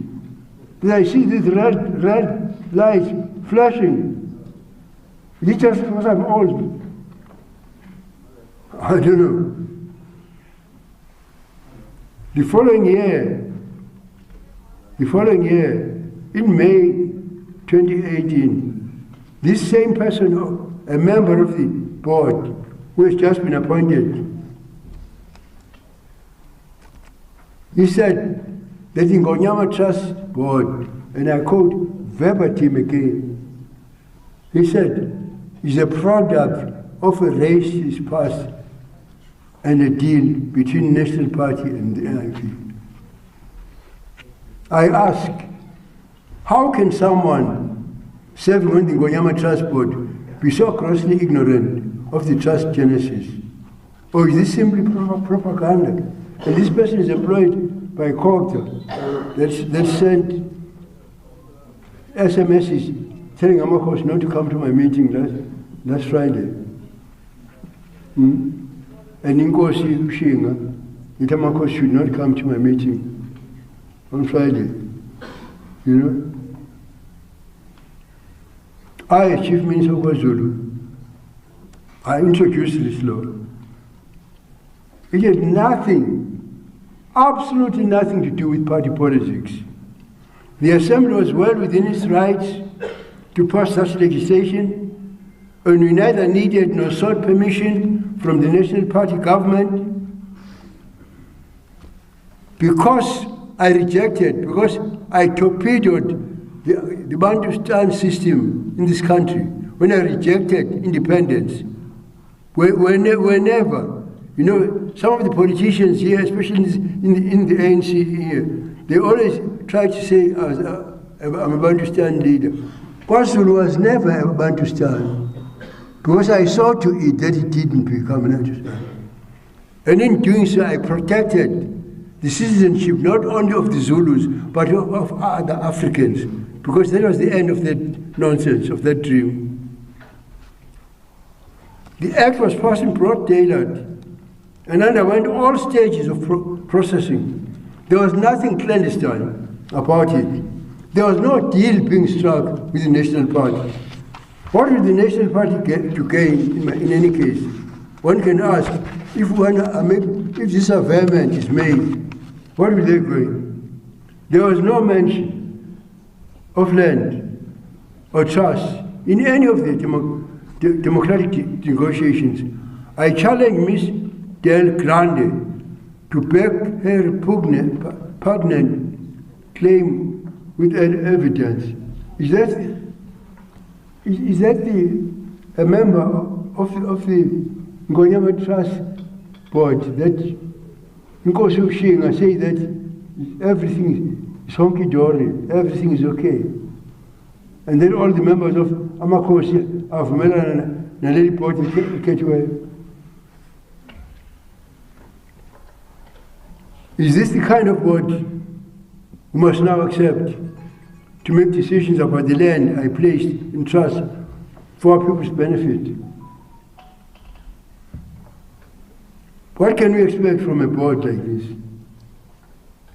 Whose interests are being served by a board like this? Having given all the information to AmaKhosi last Friday, I presented my plea. I said that having experienced so much and having fought for so long to protect our land and our kingdom, I'm bewildered by the prospect of the Ngonyama Trust land being made vulnerable by our nation's king. In all that I have reported, I found it very difficult to continue serving under these circumstances. I made it clear that I'm determined not to abandon my king, and I'm committed to serve His Majesty with the same dedication and self-sacrifice with which I served his late father and his grandfather. But His Majesty is making it impossible for me to continue to serve when he refuses to hear my plea for the Ngonyama Trust, my legacy. How can I continue when my king refuses to protect the land of the Zulu kingdom, which I myself placed under his care? I have urged His Majesty to call an imbizo of the Zulu nation so that these matters can be aired.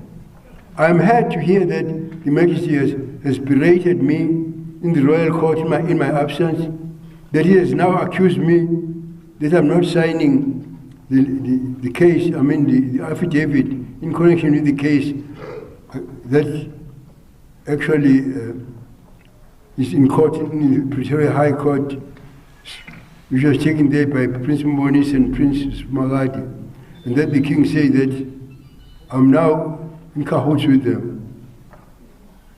But I fought for the king in front of the whole world to have him.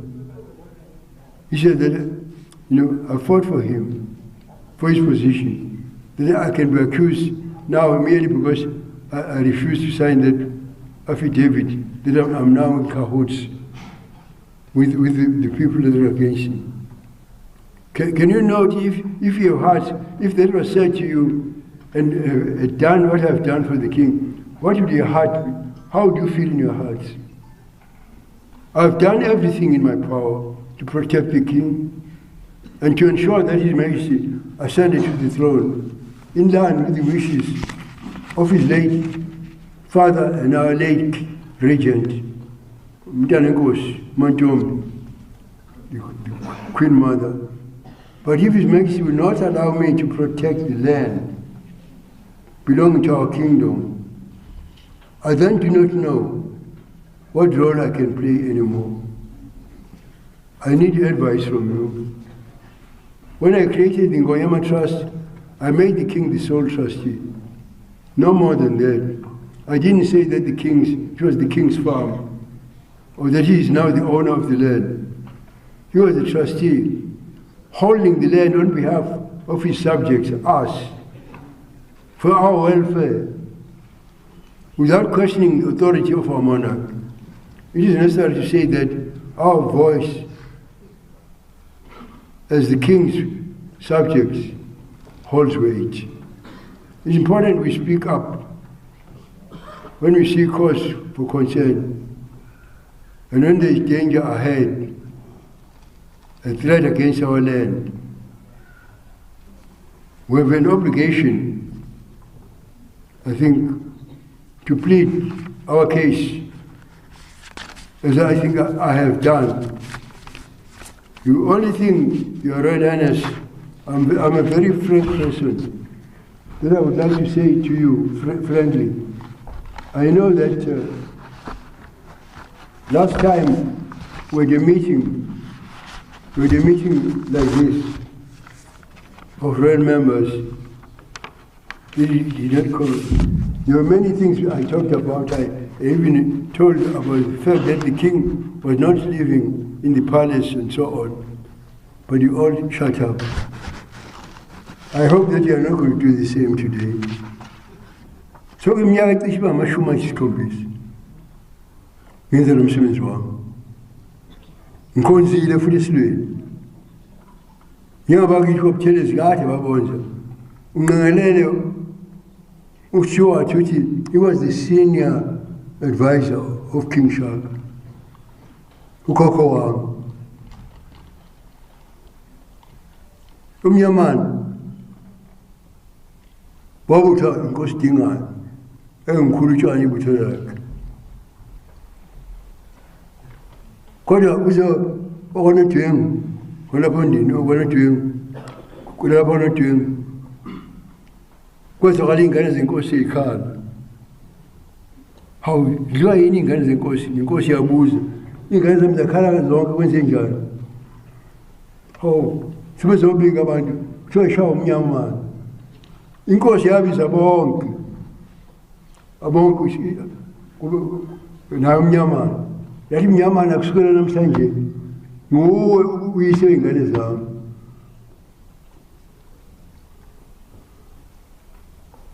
Kangangoba noma inkosi simganisela umntwana okwangena etsheni owelamana nomntwana omkhulu ongena etsheni umntwana wami umthabayo. Umnyamana wambonga wathi ngiyambonga Silo ngibe sagana ingane yakho phela ngokuthi uyise ingane zakho mina. Waze wathi kodwa phela inkosi ngeke ini mingavuma ukhona umntwana omnewethu lapha emvongongweni. Umntwana nempela kana ukhosi ubantu bensuku emvongongweni. Ngisengimncane ngangibuza kumntwana umama magogo. Abantwana abakhulu kangaka abalume bami. Umntwana wasitholani olenso nenkosi uMaphumzana. Umntwana waminya uzalwa Ndabuko olamana nenkosi. Basholani kimi makeke ukuthi bathi baba kimi. Umntwana mama wahleka wathi phela basho ngoba umpande wathi abantu abakhe uyisa abantu abakhe umnyamana. God isakhonza lapha eNjunkulu.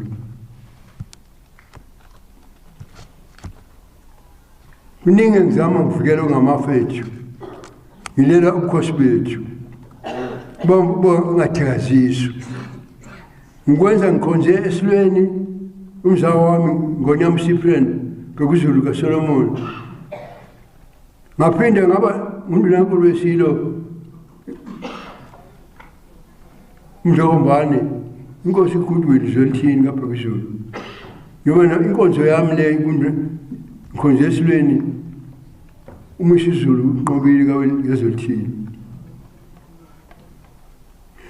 ngiyazi ukuthi kwenza lo msebenzi ebengishilo bekungelula ngoba siyanginetha leyinetha abanye benu bathi ngena ngoba ngumuntu wakwaButhelezi besho kimi kungamalise lokho ukusho njalo ngoba kweqa insuku embili inkosi uCetshwayo ebuya phesheya esemakheni efika emakheni kulindele umnyamane ehamba nendlunkulu omkaCetshwayo esuke kushumayeleni lapho babekhona hali sengishilo ukuthi wakhulu lo baba omkhulu inkosi Zulu ebusiswa uwe umpande ngase ngishilo ukuthi wathini ngisho bangizalwa umuntu walimagogo mina akho umuntu lapha ekhaya ongathi mangikhuluma indaba lapha ekhaya athi ngumuntu wakwaButhelezi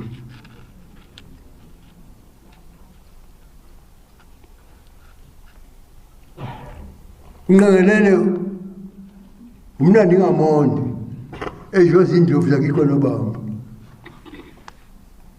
nobesile ngakho-ke umsebenzi engiwenzayo nokubekezela ngiyangicabanga lokho lapho engiphuma khona neminikelo yabangizalayo endlunkulu noma ngizalwa khona noma sengenziwani ngibekezela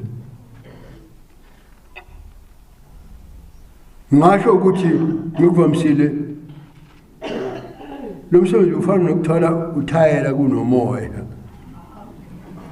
kunjalo kangaze ngiyisole ngenkonzo yami esizweni nasengoyamanini zami kimina kuyelula ithuba engilemukele ngenkulu intobeko nentshisekelo njengomsebenzi wababa omkhulu nobaba futhi ngesho ngiyakwazi ukuthi umlando okwesenzo sisilo ngonyama umalume wami wadla amahlathi umqolajuba ethatha udadewabo la umntwana umama eletha lapha kwaButhelezi abakwaButhelezi babangasakhonzile endlunkulu umnyamane wathi mathi uyeluleka yena baba omkhulu eseyibhungwana umalimade ebize inkosi uDinizulu eseyibhungwana ephezela umntwana okwaminye indabuko nomntwana wasonkweni unshingana ezobatshela ukuthi emva kombe setaneni wabaleka uyibhebhu wawucashe enyoni ethi uhulumeni usembuyise enyoni manje usembuyise enyoni manje uyibhebhu abuya kona ngoma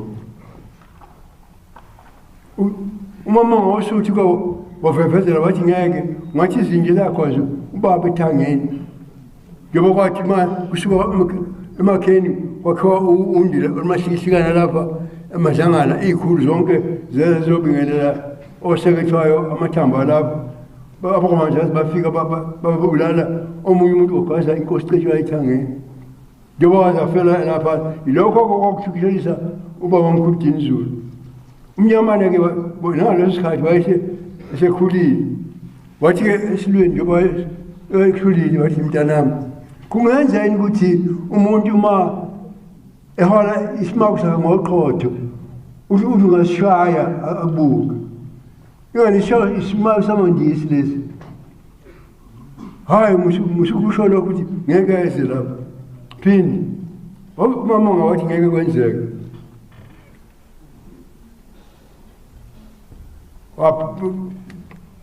wehlumisa mama ngoSuthu waceza ehlathini base bethi umnyamana kahamba lapha wayese naye seyiqhegwana nje njengami engakwazi ukuthi ngahamba azafikele wasethuma ingane indodana yakhe uThani bezwe wahamba ngehashi base bethi cha ngoba bakuhlonyiwe abelungu sawubheka ukuthi ngoba inkosana kaNtshani kamnyamane le bona nabafana amasotsha amphelekezelayo abelungu kuthi ngakafika lapha ehlathini enkosini elinye ibhojongana lomlungu laselidubula ibhamu ho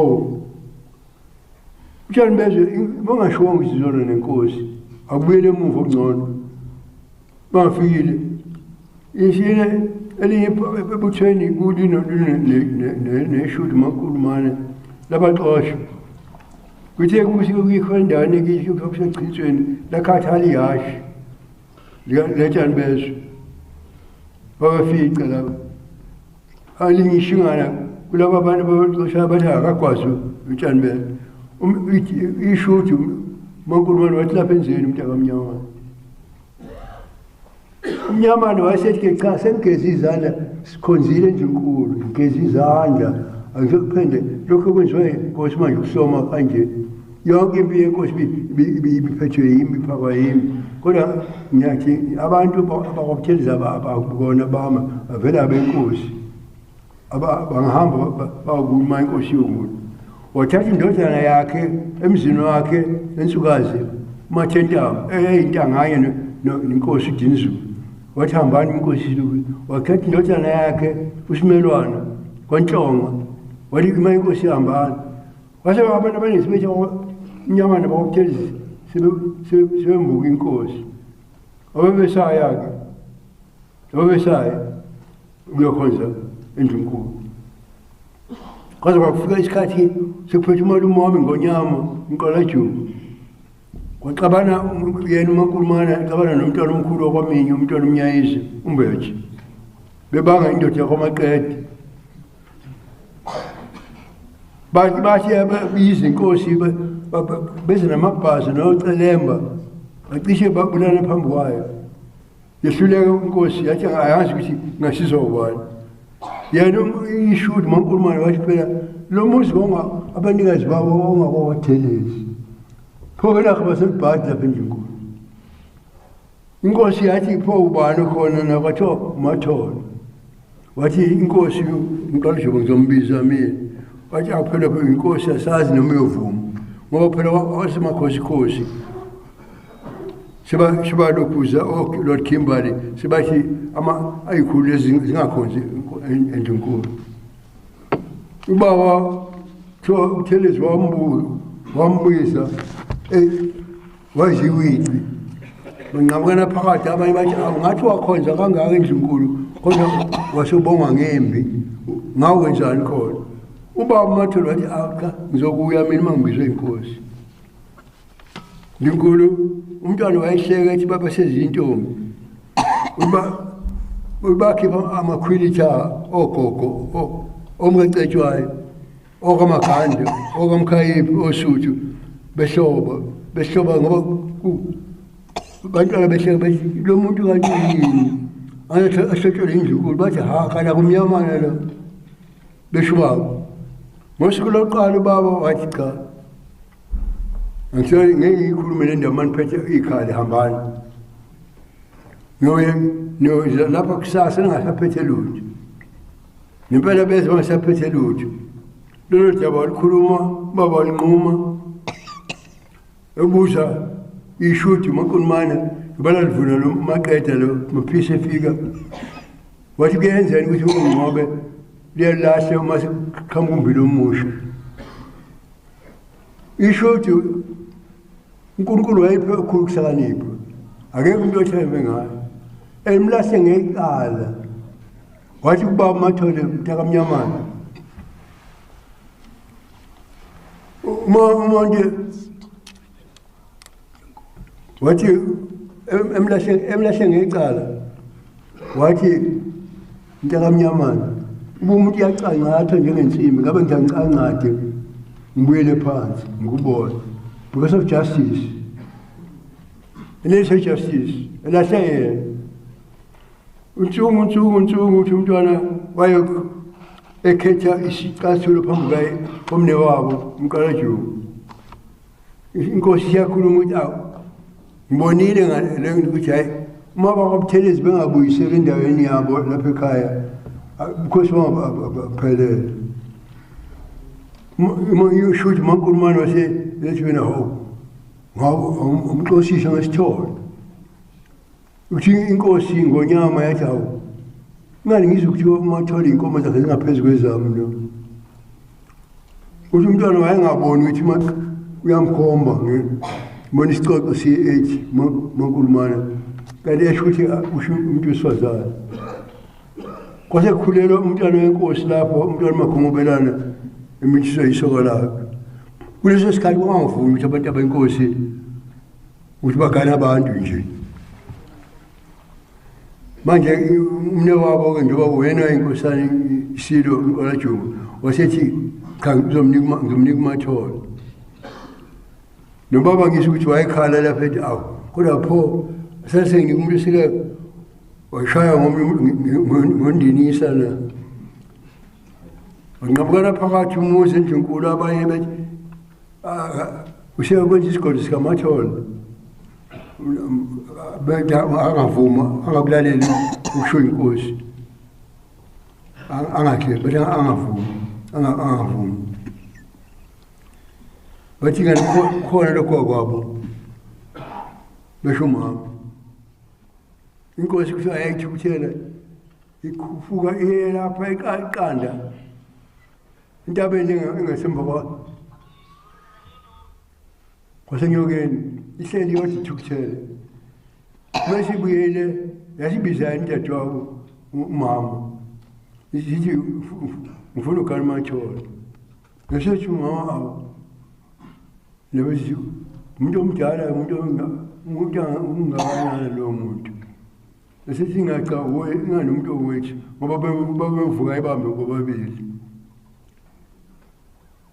uthi umntwana wayethandana nendodana yakhe uMaNkulumane lapha ukhipha konke engimazi ngamehlo ngoba ngikhulele kodla amahlahla mina engimazi ngamehlo angibone sepheka inyama lapha kodla amahlahla kwasoke simbone ngikhula wamiyeka Isilo uNkolajuba wathuma induna zakhe akwabaleka abantwana wathuma induna uGilbert kaNgqongqozana wakwaZulu wathuma umphimbo wayemganisela ingane amadodakazi amathathu umphimbo wayephefeni umngakho bethabile ozala uEsther noAlvina qedisa nomjongo ozala uPhenweli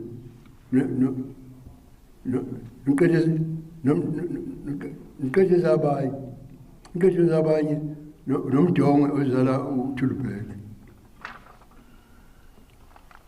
wathumela uSichotho ngithi ngisazi noma uyophefeni naye uSibiya wathuma uCetelunde engimazi ngamehlo wathi hambani niyotshela uMatholo ukuthi ubalekelwe yimi ikhomba yena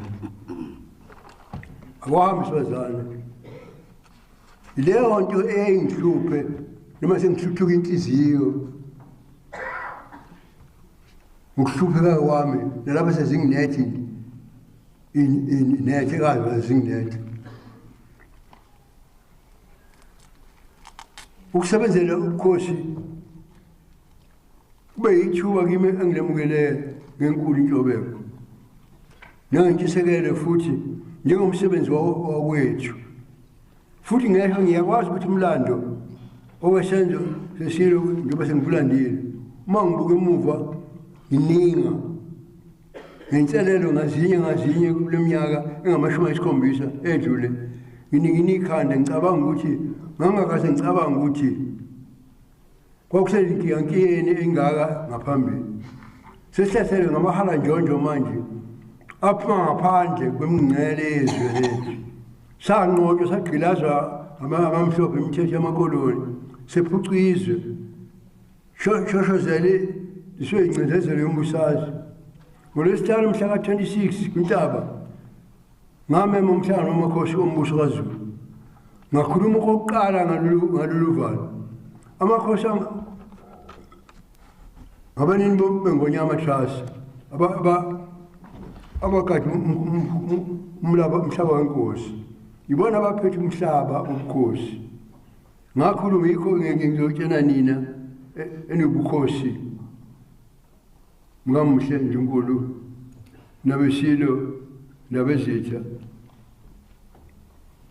ngikhuluma nabo njengomsunguli wengonyama trust nangomuntu omdala kubantwana basenjinkulu nangomuntu omdala esiswini sikagogo kwantuso ngoba lezi ngane zabantu ezihlezi eceni kwami nje begela umzaa wami ngonyama bekuZulu egela umzaa wami uMcazeni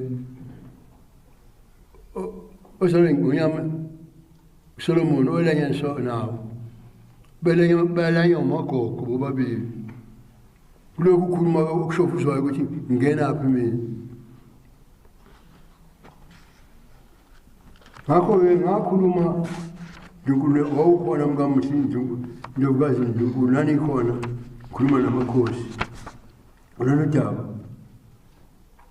kodwa ngangazi kathi lokhu ngikuthulayo emakhosini kwakufanele futhi ngibuye ngizokuchazela nina nabesilo Mageba nabohlanga ngase kwenzekile ngizwe likakhokho wenu ilembe ngizwe likakhokho wenu umsimuti ingakho ngamama nomhlangano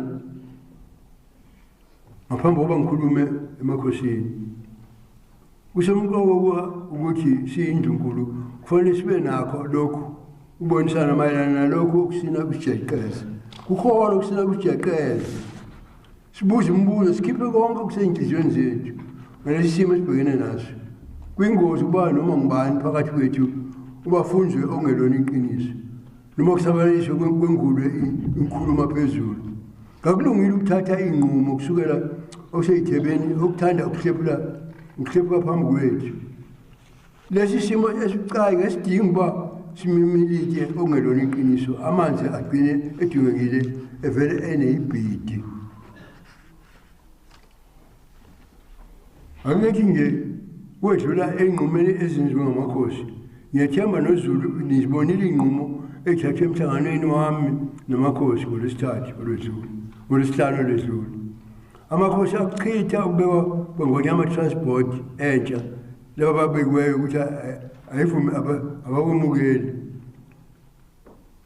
kule ntsha emenyezelwe ungqongqoshe wezolimo zomhlaba zibjuko ungqongqoshe kaKhongolose osefakela abantu yatheni nizwa ngabo aphinde amakhosi anquma ukuthi angiqhubeke umsebenzi womndunankulu uma isilo sinakambeke sikamkhombe simkhombayo endaweni yami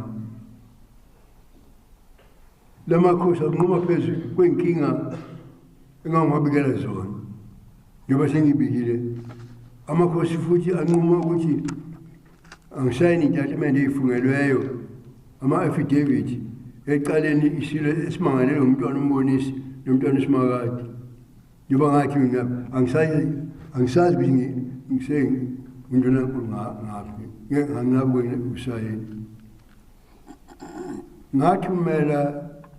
ngithumele umnumzane Ntombela umuzi Ntombela ngathi ngasitsheni isilo ukuthi ngizosayina ezincwadi nakho isilo emva kwalokho laba bameli kade besimele sasibachitha lithatha abanye abaqhamuka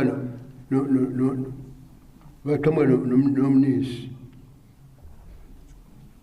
kodwa ngasho lokho ngeke ngithathe ukuthi ngawisa ngasebenza ngijuluke kangaka bese kuthi emva kwalokho bese chithika njengamanzi ney'thukuthuku zami ngani ngimisele bangisasayina-ke ngoba phela sukuthatha abameli laba abanye icala kuzwakele ukuthi hlehlisiwe ukuze ngichaze ngalokho waholela ekutheni kuthathe lezi nqumo ngifisa wena wesilo Ntanufangqina thina sesithi ukhula endlini okhalweni lwaDinizulu Ndovukazi mama wethu wena ohlezi emacansini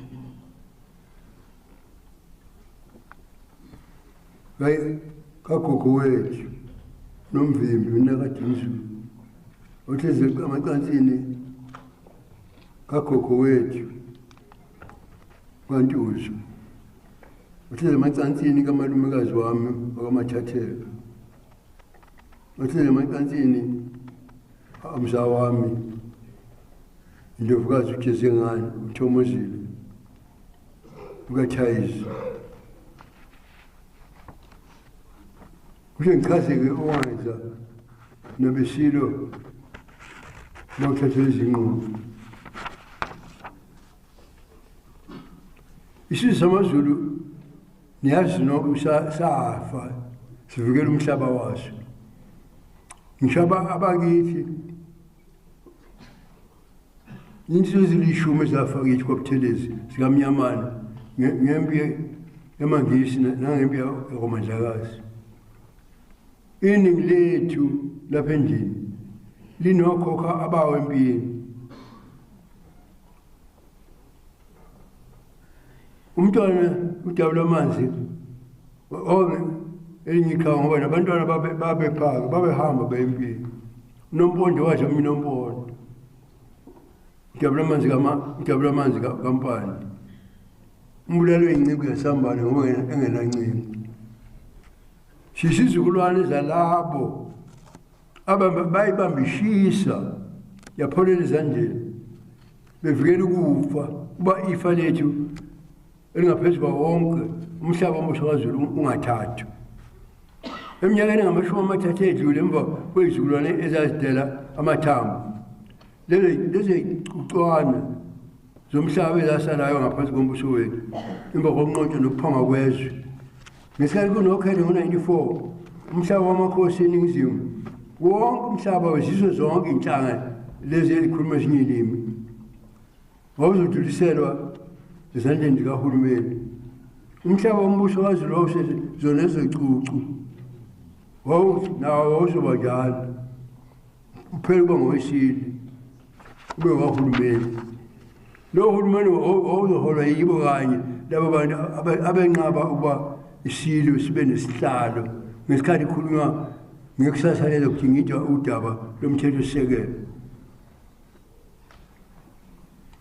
ngesikhathi kulungiselela uhulumeni wentando yeningi ngalwa impi yayingumqanso ngesikhathi sengqondo ngagcina ngikuzuzile ukuthi isilo samaZulu sihlonishwe kumukele ukuthi sikhona emthethosisekelo we-South Africa nokuthi imithethosisekelo yakwamukela futhi kwaze kwaba khona isithembiso esiyasayina ngabe-ANC nabe-National Party uba udaba lengonyama engangilungu uphehla nombuso kaZulu kulungile laba abalamuli engangithi abasephesheya bazothi lukhuluma indaba zesilo ukuhlelela isilo ukuthi nemfanelo zazo zilungiswe kanjani isethembiso esinjengaleso esethenjiswayo mangisenzeka ngangithi uma ngibuza uDeclerk ithi lento esayisayinayo asenziwa ngani athi uDeclerk ngiyeke ngoba uMandela kuyakuthi angidle ngifele kuyakuthi angidle ngifele mase ngiphakamisa ndikutshela umthetho lo ngoyama trust ngoba thubelisa esakhweni kwaZulu legislation umkhandi khona la kwakhona kuyeleni ngangihlezi lapha ngiphosa lo mthetho umhlaba kufanele ungene ekhopheni lengonyama ngongonyama trust umhlaba wamaZulu wahlala usezandleni zawo kusukela lapho wodwa kulezizwe zonke eminye umhlaba ongemakhosi ivele ingaphandle kahulumeni sikhuluma nje yisuke phansi amadaka i-ANC yayilwe idlikiza noma yini yayilwela bonke amandla abasesicongweni angungwe yiyo kuphela yazama ukuhlitha umhlaba esilweni emva nje ingcosana yenyanga umthetho uphumile hangisisikhungweni sikahulumeni icabinet Nelson Mandela wafika umqingo wanamakhasi ayishumi esikhombisa uthile ungqongqoshe zomhlaba wathatha isinqumo sokuthi ngoyama trust kayichitshiyelwe bathi abaneni bathi uqili bangihlangane namabhunu ngoba ngisicilishana samabhunu okulandela lapho kwaba kuba umthetho uqhubuzwe ngomqondo eParliament washwale eParliament eKapa ngo-April 1997 yasayinwa umthetho kwathiwa yiKwaZulu Natal ngonyama Trust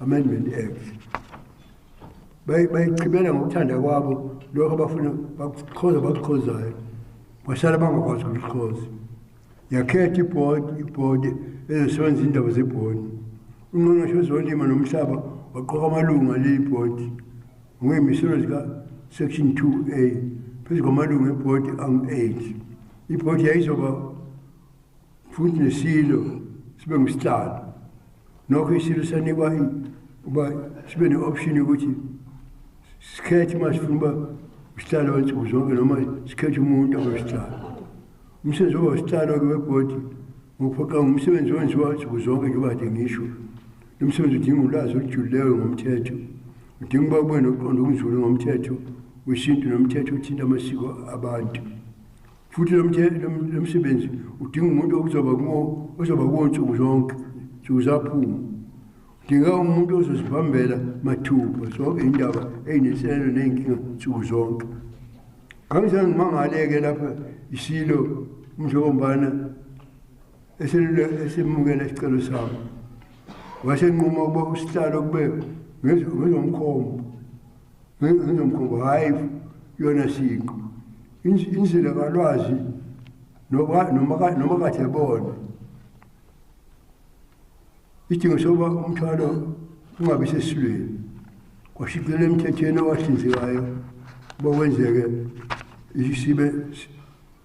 sibe nosimelayo simkhethe sona kungabi yiso sisebenza ehhovisi insuku zonke uhlalo webhodi kube uhlalo webhodi umelisile ngaleseka igama lalo wayekhonjwe yisilo umjakombana ijaji umhlonishwa uJerome Ngwenya yamkhetha uba abe ngummeli wayo esihlalweni sayo isikhathi kwanqunywa ngasikhathi ukuthi yobangakanani kwacaca kwathi bha ukuthi umhlonishwa uNgwenya uyawenza umsebenzi kahle umsebenzi wakhe elandela konke ngothi lwakho akuyalelwa isilo ingakho ngangimcelile ngidabuka kabi ukuthi ubhajwe ubele e-Eastern Cape waswela into zokuhamba uba abe lapha namhlanje ngifisa babe khona njengoba wayekhona nasemhlanganweni wamakhosi isilo sethu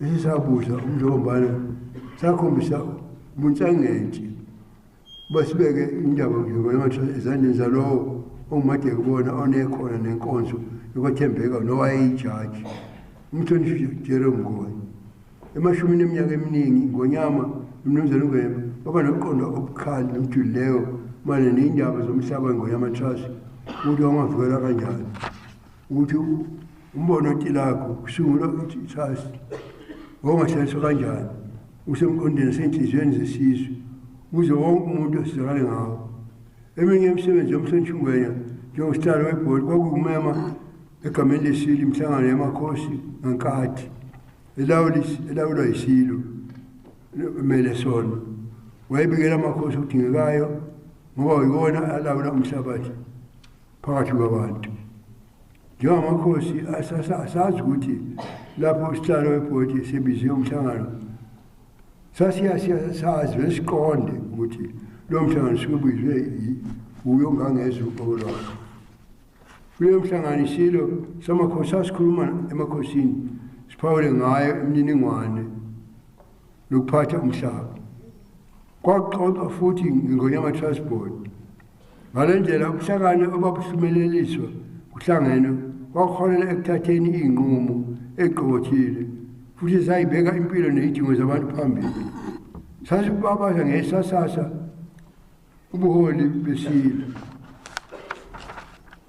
kwathi lapho isilo sesidlula amakhosi aduduzeka ngethemba lokuthi umhlaba nokho siwushiye uphephile ngaphansi kwe-Trust Board amakhosi athemba ukuthi lowo oyobeka estalini uyoqhubeka enginomthembe wethu evikela nomhlaba umuzwa wozinzo nokuqiniseka ngekusasa kwafulelwa kwagcizelela lapha ngoMeyi kwathi ngoMeyi nyaka enye ngo-2022 isilo sethu esiphetheyo uMishizulu sikazolithini ngasemthetheni wakugcwalisa uqoqongwene ubaba ngumeleli wakhe kwakuzoba uyungwene ezoqhubeka njengoba ayisebenza ngaphambili kumjombana ngonyama okulindelekile kwathi uma usihlalo webhodi umthethungwenya esimema ngoDisemba ngalonyaka ophelileyo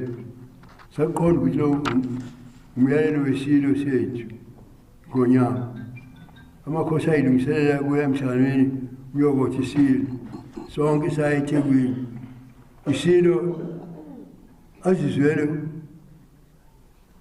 sasivele sathi silo sositekelisa ngezinto eqondene njengoba wayenza inkosi yethu umjombana ngaphambili ngesho ngonyama izange ngifike insuku ezintathu amakhosi alindele insuku ezintathu mahala uze othi silo ayilindele ukuze nangeindaba eyiphathene ngonyama trust ayiphela isilo sasiwabizele lokho akubangabikho isilabi sokuthi kwenze njani esilweni ngisho sewedlule lowo mhlangano akubangabikho incazelo ayimangisi-ke ukuthi amakhosi athonikala kakhulu enhliziyweni aphatheka kabi kwathi kusuka nje sesizwa amahemhemu ukuthi kukhona inguquko ezenzeka ebhodini hawu yini ihhovisi lesilo latshela umhlonishwa umnumzane uNgwenya ukuthi akufanele besenza izinto eziphathelene nengonyama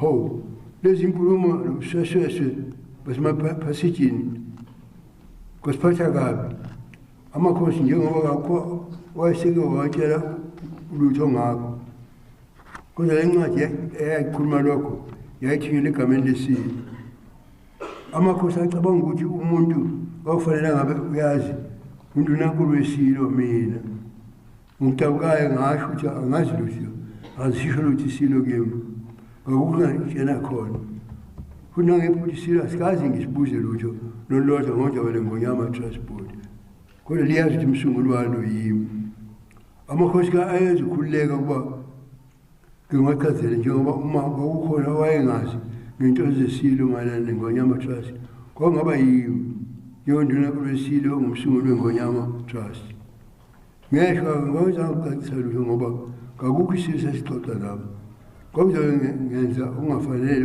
bangizama ukuchaza okungazange kuxoxe nami ngabe sengichaza nje kanjalo ngase nginezelela ngokuthi ngokwazi kwami ngaphandle uma kukhona okuphambene nengicabangayo uma ungekho lutho okuphikisa nokuthi umhlonishwa uNgwenya aqhubeke njengosihlalo ngibona ukuthi kusenjalo mina ngangikholwa ukuthi kusenjalo kungakabi insuku zatshwala kwase kuzokala ukuthi kukhona osibhinga amakhasana asebeqala amahlebezi kwezomthombo wey'ndaba bathi kukhona uqheka ophakathi kwami sesigabukene egqakwiy'goda phakathi kwesilo nami kwaba lula nje kubantu ukukholwa yilokho ngoba bangajwayele nokho ukubona isilo singambizi indunankulu waso phela uba sothe ikakhulukazi mayelana ney'ndaba zomhlaba isizwe samaZulu siyakwazisa kakhulu lokhu ukuze kuyisisekelo esikhulu sombuso ngaphatheka kabi kakhulu ngoba lawo mahlebezi evundela ukutshala ungawazane nedwedwe phakathi kwesizwe ukuthi isilo nami sesihlukene kumanje kuzwakala emthonjeni ey'ndaba ukuthi isilo sasifake igama lomnumzane uJacob Mnisi usomabhizinisi wale eMpumalanga kuba abe usihlalo webhodi athathe isikhundla sengonyama mnikile nonke lapha eyikhulumela yena uMnisi ngokwakhe le ncwadi nginike yona eyikhulumela khona yena ukuthi ngonyama yambeka kwaba lula kubantu ukukholwa ukuthi ngoba kwamanje muva nje umnumzane uMnisi wakhipha isitatimende esithi wayesebongile leso sikhundla ethi nokusho kunokubandlulula thina siyabandlulula ngokuhlanga ubuye wathi wayengeke akwazi kanje ibhizinisi ne-trust uma eba usihlalo ngoba lokho ngongasho ukugqamalaza nokuncelisa amawele. Wayesethi umbuso wakwaZulu unobubha nje ngoba ibhodi kayinawo amakhono obhizinisi. Ethi okungcono kufanele usihlalo kube ngumZulu. Senginike wonke umuntu kelelo copy lombhalo nifundele kulo mbhalo umnisi efuna insonyama. Futhi yaqanganisa embhalweni wakhe ukuthi thina amaZulu savimbela ukubekwa kwakhe ngoba sinobandlululo. Kube khona futhi usabaleliso olugeleza kimi oluthi abagubha isimayini ngongekho emthethweni bese bethubeleza benyenge befuna ukufeza injongo zabo ukuze bathole imvume bona bodwa emhlabeni ongaphansi kweNgonyama Trust. Umsanka wenkohlakalo osiyinhlakavukela esizweni sethu sukhungethe igugu lethu elingumhlaba esedlula konke lesizwe. Ngingumsunguli weNgonyama Trust, isisu sami siyaxhaphazela mangicabanga ukuthi ukhona onamakhangangozi okuthengisa ngezwe lethu. Kasizange silwe sivikele izwe lethu iy'zukulwane ngey'zukulwane ukuze silibone ngelinye ilanga selisendaleni libhudukezwa ngey'mali ezingamatshe okugenda. Kwathi uma kuzwakala ukuthi isilwe sawale sesikhethe inkosi uThanduyise kampeni intombi Mzimela ukuthatha isikhundla somthethongwenya. Amakhosi akhalazeka kangangokuthi ahlela isithakabo seyindaba mhla 21 April lapho inkosi yakwabuyela eSimashayizeni yaphawula khona ukuthi isilwe nenkosi Mzimela ngebe benalo ulwazi olupheleleyo ngomlando weNgonyama Trust. Ngoba bobabili basanda ukungena esihlalweni zabo badinga ukucaciselwa mayelana namahlebezi enguquko ebuholini beNgonyama.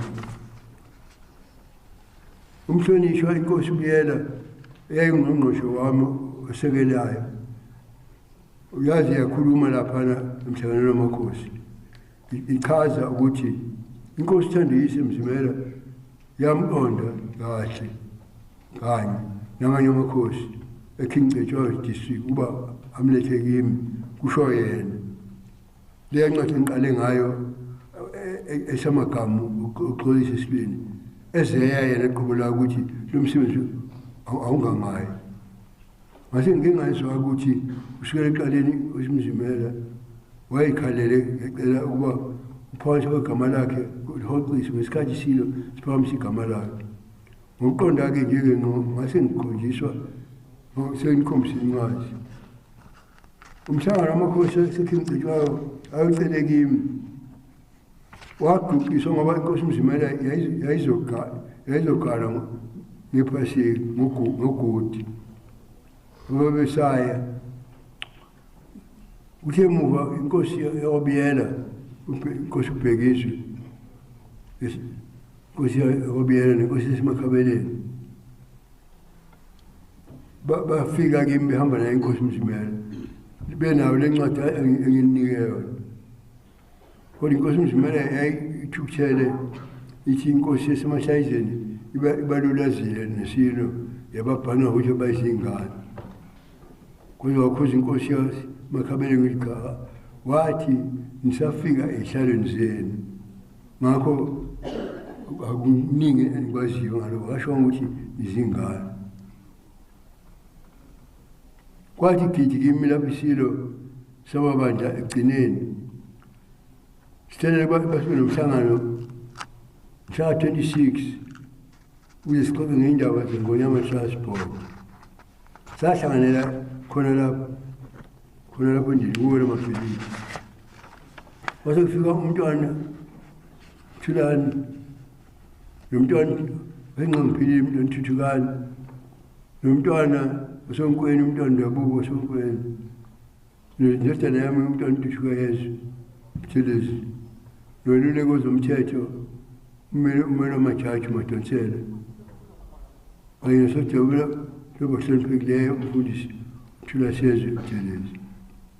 Phezu kwakho konke okwaxoxwa emhlanganweni ngakhuleka mina esilweni ukuba simeme umhlangano wamakhosi ukuze sikhulume ngqo mayelana nokwenzeka ngonyama transport ngalamahehle bezalo igcwala ngaphakamisa ukuba umhlangano ololu hlobo kufanele umenge isihlalo sebhodi egameni lesilo njengoba ukuhlala kwenziwe esikhathini sezulu umhlanganweni wethu isilo sakwamukela ukhoxa kwamzimela sathi uhoxile umzimela sathi nakusitha nje uhoxile sikhuluma naye ngoba kwakuningi okuhlokho sisho lokhu bese sisho okunye besisho okunye ngacela ukuthi cha isilo ngisikhulume nomzimela ngocingo usizwe sonke nempela sashatha ucingo isilo sakhuluma naye sizwe nabantwana laba bekhona usedolobha lekhona nemzomela evuma ukhoxa wakhe ekuvuma ukhoxa wakhe ngoma yayishaya shayela umhlonishungwenye naye ngiqinekisa ukuthi ifisa uba nomhlangano naye nami ngikhona konke lokhu kwenziwa sibone emhlanganweni yathi futhi izohlangana nomhlonishwa ungwenye nami ngikhona emva komhlangano isilo sathi mina asehle ngoba khona abantwana babekhona lapha kuleli bhilidi basibazise ngento besiyigqoke impela abantu babeqile 12 ababekulowo mhlangano omunye umnumzane uJacob Mnisi wayesika wankankanywa ngoba usihlalo engonyama trust kulowo mhlangano awudebekile kwamenyezela ukuthi inkosi Mzimela isihoxile isilo qobo lwaso ngomlomo waso saqinisekisa sona unkobo balalele ukuthi umnumzane ungwenya uzoqhubeka ngosihlalo webhodi ukuthi sizoba nomhlangano nomhlonishungwewe sasithi siyafisa uba ngibe khona nawo lokho kuzohlala kunjalo ukuze benzele okunye lesi senzakalo senzeka ngemva kwengxoxo esile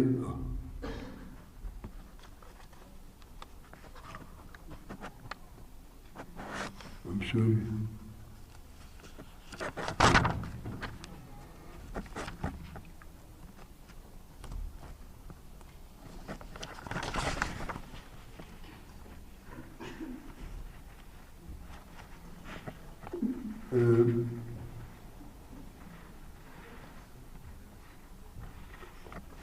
Kwakutsho umzali ungwenya uyoqhubeka ngomhlalo abizile umhlangano lo ngokhosi lesizwe lokho kuzohlala kunjalo kuze kumenyezele okunye lisenzakalo senzeka emva kwengxoxo nesilo sasicelile wazibe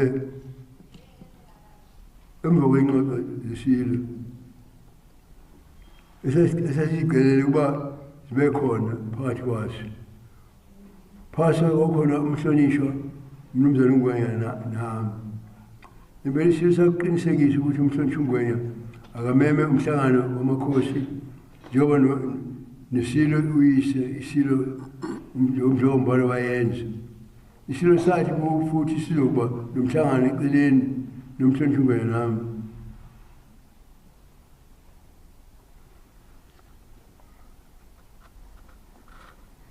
esitatimendini sami ngaphinda lokho ngikhuluma nabantwana laba abanye lokho sasikumemezele sona angizange ngikhulumele mina angizange ngitolike futhi ukuthi sasisho ukuthi ngakhuluma amazwi aso ilaka laso ngangibika ngqo lokho kwakuyisimemezelo sesizwe uqobo esitatimendini sami lokho kumenyezelwe yiso ngomlomo waso kubalwa ngaphezu kwama-20 isinqumo ngosihlalo sengwema sithathwa yiso isilo onegunya uye kungangezwe kuphela hayi uhulumeni futhi ngokufaneleyo isilo esithatha inqumo ngalolu jaba lokubekwa kwesihlalo kwengonyama transport ngangethemba ukuthi uma kukhona okuthanda luvindi noma okudidayo mayelana nesinqumo eyakhishwe isilo uqobo kwakufanele kuzedluliswe ngoba noma sona uqobo sase simemukele umhlonishwa ungwenya yosihlalo ensukwini nje ezingosana emva kwalokho abemthombo beyindaba laba babe ukuthi isinqumo sesilo sasingemukelanga umuntu wayekhulumela umnyango kahulumeni ophethe umhlaba nezokulima kuthiwa ingoba leso simemezelo senziwa yimi ungcobo wamemezelo waze washo nakhona nesikhundla sami asibhaliwe emthethweni sokuthi ngindunankulu lokhu kwaphinde kwabasela ukudideka malana nesihlalo webhodi okwenza isimo sadlebeleka kwathi ngomhla ka-2 Meyi inkosi uMzimela yavela ekomitini kahulumeni kuyingoni yamatrasi silapho njengosihlalo wengoni yama-transport kufanele ethule umbiko wengoni yama-transport lokhu inkosi uMzimela azange athule lutho emazwini akhe ayingcosana wacela uba u-CEO ophethe trust ethule ilokhuza uhlelo lwabo wathi yena usanda kungena esikhundleni futhi akanikezwa anikele isimo sokosihlalo oseyibeka phansi kwey'ntambo ungwenya esethulile kuphendula imibuzo nezinto ey'dingekayo inkosi uMzimela wacela futhi ukuba avunyelwe ukuphendula nolungisuka hhayi ngalelo langa emva kokuba usihlalo wayesebeka phansi intambo eseyibekile ngokwenqubo yakhona yekucaphula kwakusobala ukuthi inkosi uMzimela yayibona ukuthi ngaphandle ukuthulela kahle imininingwane yomsebenzi ingachazelanga kahle ngalokho umhlonishwa uNgwenya ayikwenza eminyakeni eyedlule ama-20 yayizogwiliza ingakwazi ukwenza okuqondileyo akuzange kubonakale kusawulile kimi nabesilo nkulu lokho ukuthi inkosi uMzimela iyovele bephambi kwekomiti njengosabebhola emva kwensukwana isilo kade sihoxisa phambi kwethu sonke ukuthi iyamhoxisa ngokwenza njalo inkosi uMzimela sacaba ukuthi ushuthi uphikisana nenkosi shilo uphikise kodwa-ke emhlanganweni wekomiti umphathisa unkosikazi umhlonishwa uDidiza waqinisekisa ukuthi isilo asimthumelanga into lichaza ukuthi simsusile uMzimela ngasayena isihlalo waqhubeka eqinise akwenzayo encwadini eyayibhalwe isilo ithi inkosi uMzimela wayesebekiwe esikhundleni soba usihlalo kuso sonke lesi isibivolo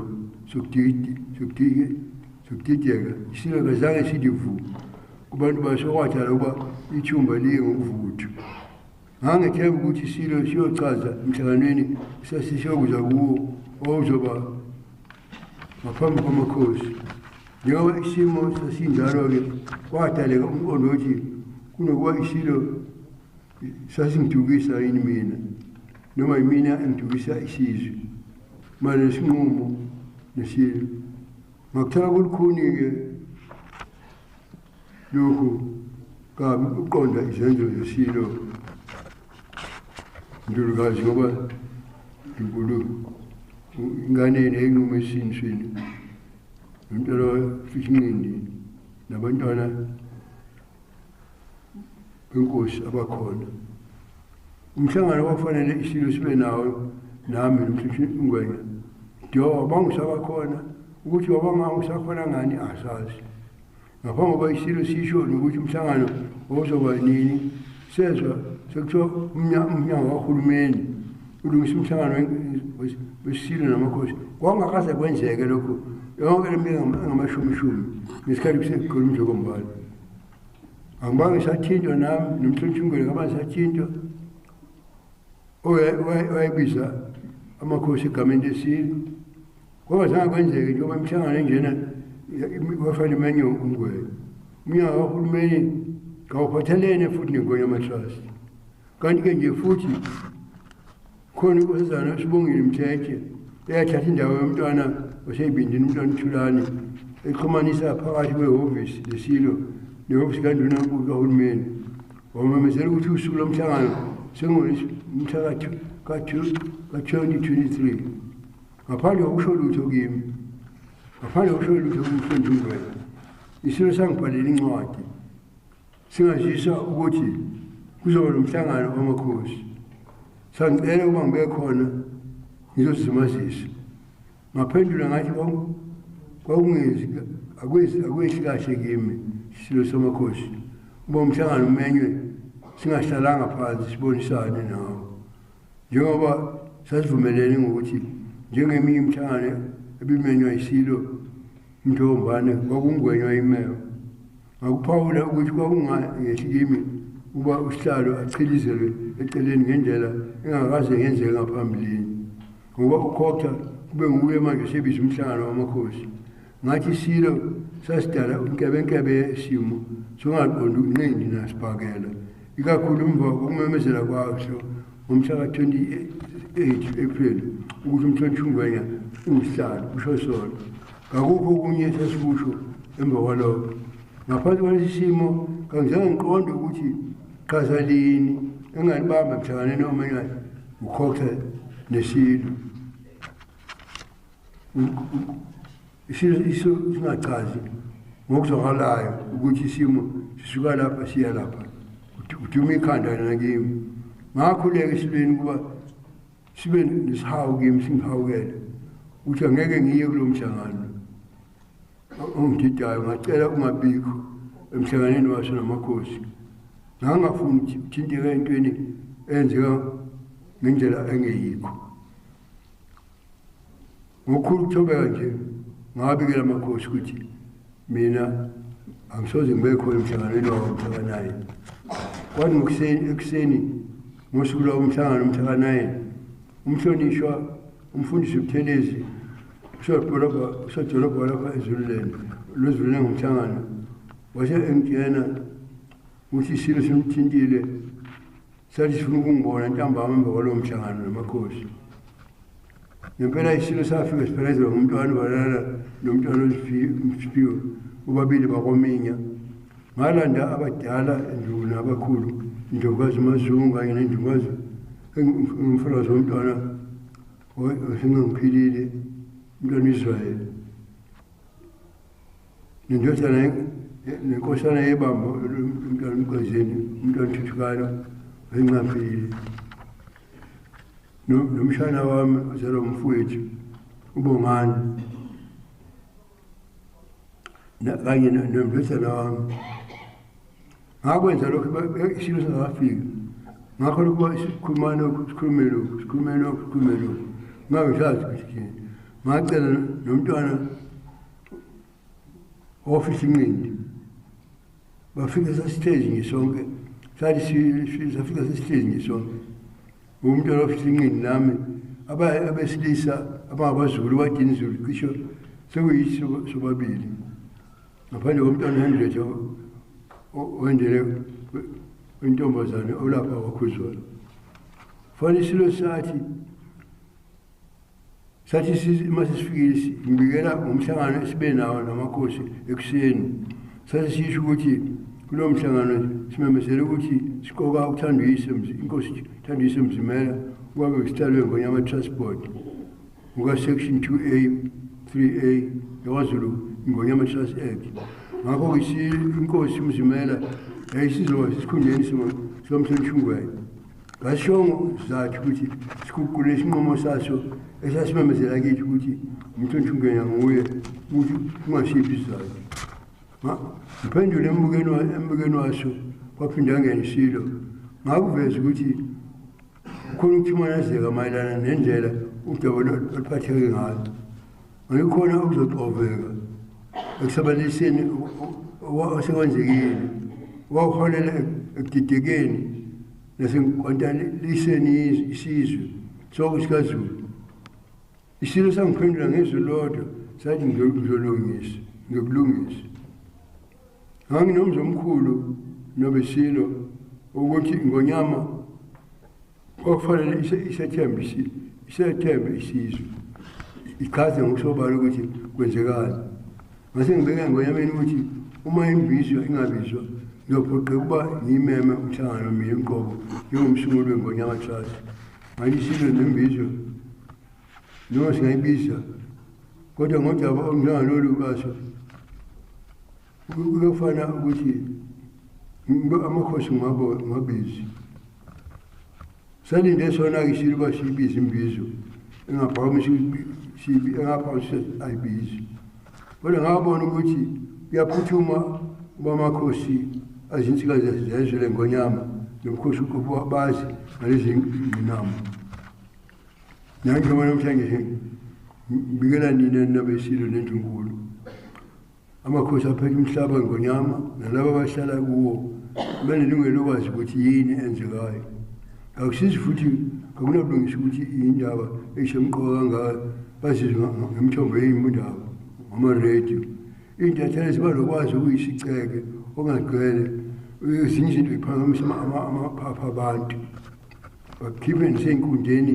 izinto ezethusa abantu ezinye into bayitshekise ngakho ngiyathokoza esilweni ngokuzibophezela ukuthi sikulungise lokhu njengabasasho ngisinikeze ithuba nesikhala siba sikusombulule lokho sakusho ngalelo langa bonke laba abasendunkulu abaphakeme abaphezulu abasekhaya engibagagulile ngamagama bazi ukwehliseka komdlanje kangibange ngisezwa lutho esilweni mayelana nalokhu iqinisweni ngazama kaningi emva kwalokhu ukuba ngisithinte isilo ngihluleka shaya umntanami lokane isilo singaphenduli waze washaya nomyalezo ocingweni laso phinde uphendule ngoba isilo ngaphambili sasixhumene kahle naye ngoba kakhona inkinga enaso okufanele ngisho umntwana umjoba uyise esilweni umjombane leyo inkinga ngazama ukwelekelela isilo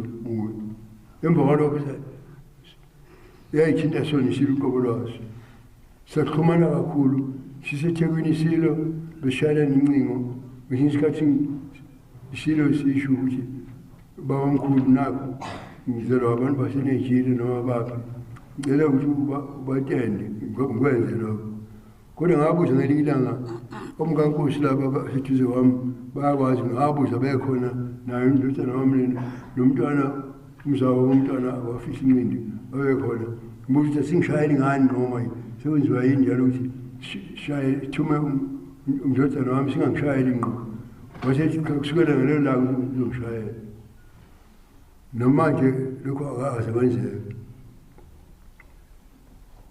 bani ngomgqibelo mhla ka-13 ngathola umlayezo kwisilo siyafuna ukubonana nami sizoza kwaphinde ngene ngakusasa nesonto mhla ka-14 ngathi uma ngizwa lokho ngithola ngabiza abameli ababili ababevele beyamalungu ebhodi le yeNgonyama u-advocate Lindezama no-advocate Bongi Isitsha abanye engengeza ngabo kulo mhlangano wasezimbali ehotela kwabantwana umntwana Thuthukani umntwana Singqongphilile umntwana Thulani kaGqezi kaSolomon umntwana waseyibindini zamadoda umntwana Thuthukezwe kaMangosuthu umnumzana Umuzi Ntombela ummeli wamajaji uCliffis Madonsela esiyo ummeli wesilo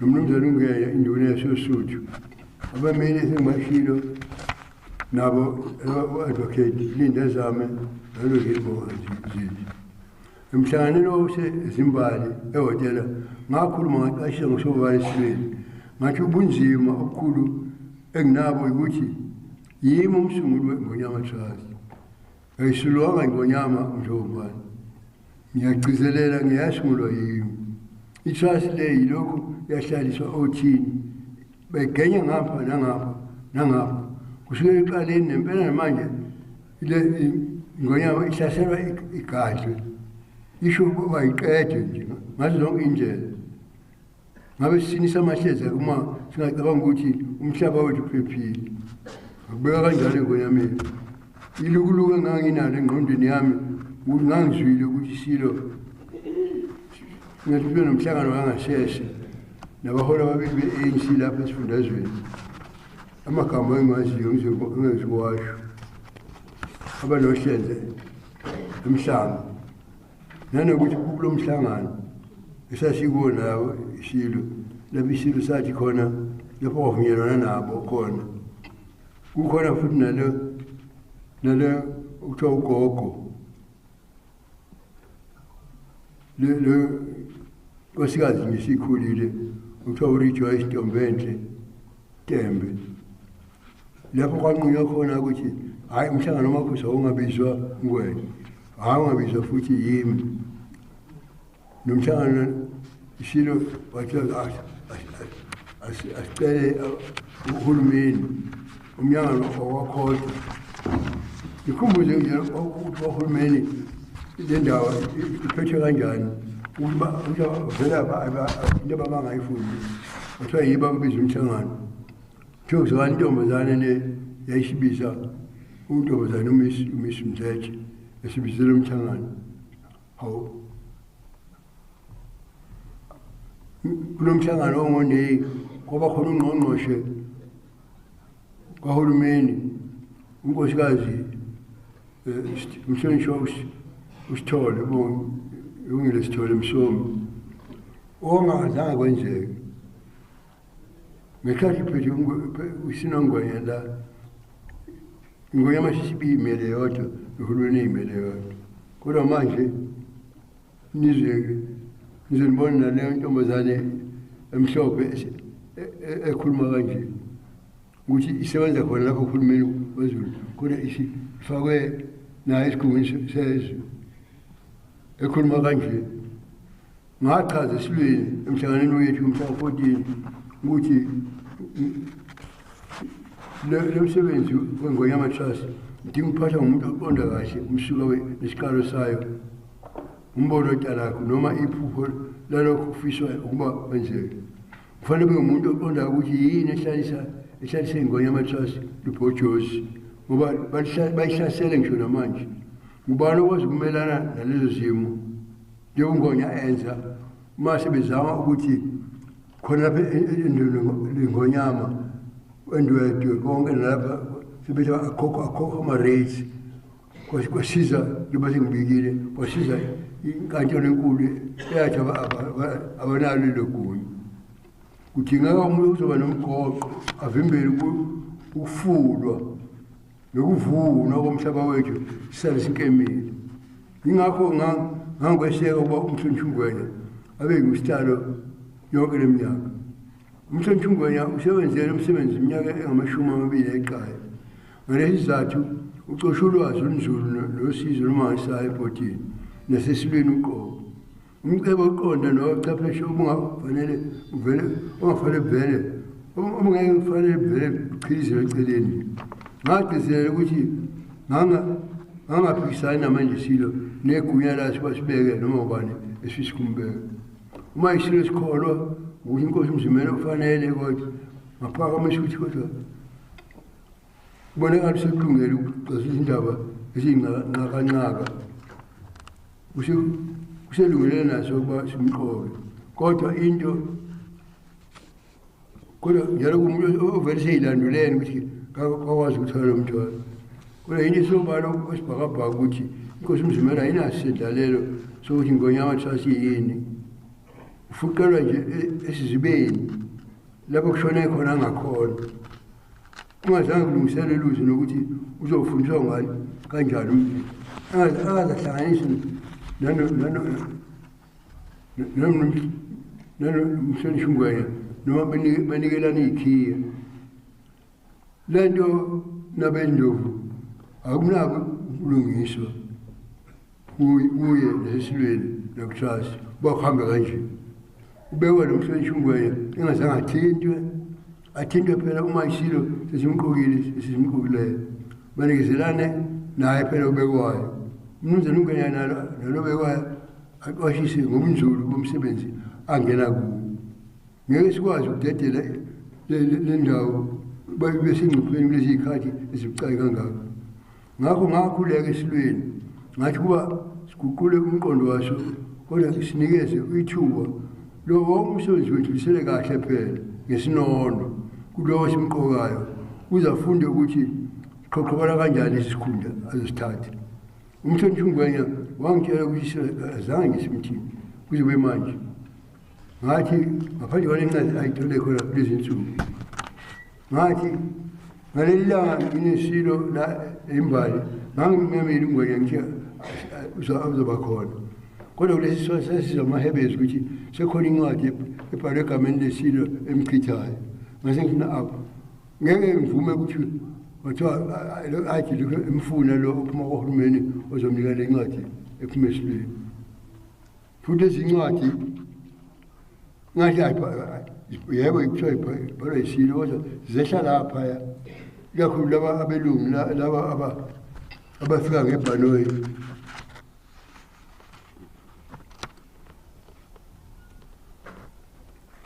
ngisipikisanga silo ngoba igunya laso lodwa ngangipikisa ukuba akanika ithuba umnumzane Ngwenya ukuba akayicathulise nokho inkosi umzimela noma iminyaka emibili noma iminyaka emithathu inkosi ingaphakathi kwelungu esikhulu sethu isancela kumehluleli uNgwenya isicelo sami silweni ukuba sinike umhlonishwa uNgwenya ithuba lokuthekelisa abasalayo ukuhlakana nobuchwepheshe akuthole emsebenzini ukuze iNgwenya ngathi asizakale konke lokhu eminyakeni ecishe ibe ama-30 ngidlulisela esizukulweni esizayo lokhu kungenzeka nje phakathi kweminyaka emibili nemithathu kumele kuyithuba lokudlulisela akusona isikhathi eside leso lokhu uma sikhumbula ukuthi sifisa ukuba umhlaba wethu uvikeleke isikhathi eside ummeli lo engangimemile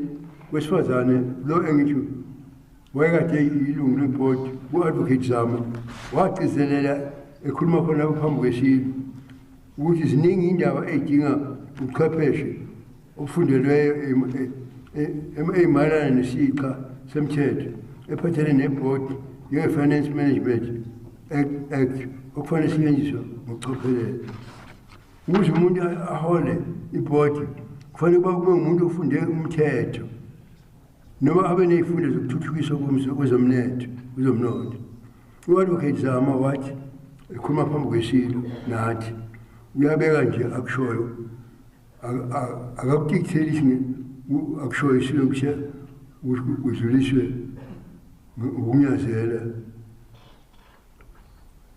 wenza ukuba kwedlule kahle kuleli zibuko kuwele ngokuchule enhlelweni ezintsha uma ushintsho lwacoshelelwa osomathiwa bazoyithumba ibhodi kusho ummeli wamajaji u-advocate Zama njengoba ngishilo Tunkulu Ntovukazi Momkankosi wena wesilo mntwana wafisha inqindi nabesilo wena wesilo mntwana sibili nomntwana wasonkwena abantwana sibo nalo wesibili ummeli engithi naye wasebhodini wakhumula wakhuluma elawula njengolo omunye ethi akekho ngaba usihlalo engenalo uqeqesho emthethweni njengoba sikhuluma ngomthetho uMngwenya sikhuluma ngongoti womthetho osokwaba yijaji umsebenzi wakhe kawuntanga yamsebenzi ngenxa yomlando nsebenzo yakhe kanye nenqolobane enkulu yobuhlakani uqondene nalo msebenzi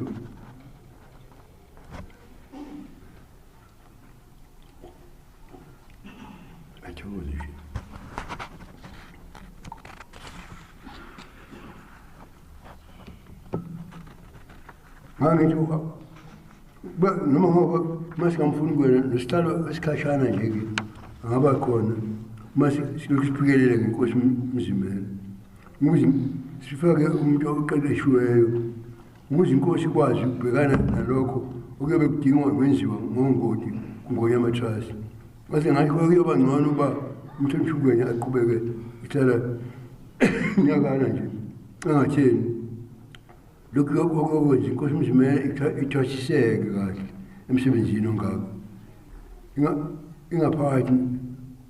ingaphakathi nayo ngathi mina ingafakwa nayo esigungwini okwamanje kuya kungabi ngesihlalo ngincele ngaso sonke isikhathi semhlanganweni isilo sasingasho ukuthi siyakubona ngisho noma sikuboni sasithule nje sifaka isiqondini sasiphuma khona lapho sihamba nomntwana Simphiwe nomntwana uVanana bokomani bokominyo bobabili kwathi ngibona umntwana uSithukani noSomabhizinisi othembe kakhulu sibalandela umnumzane umuzi Ntombela nomntwana uThuthukana wasingqompilile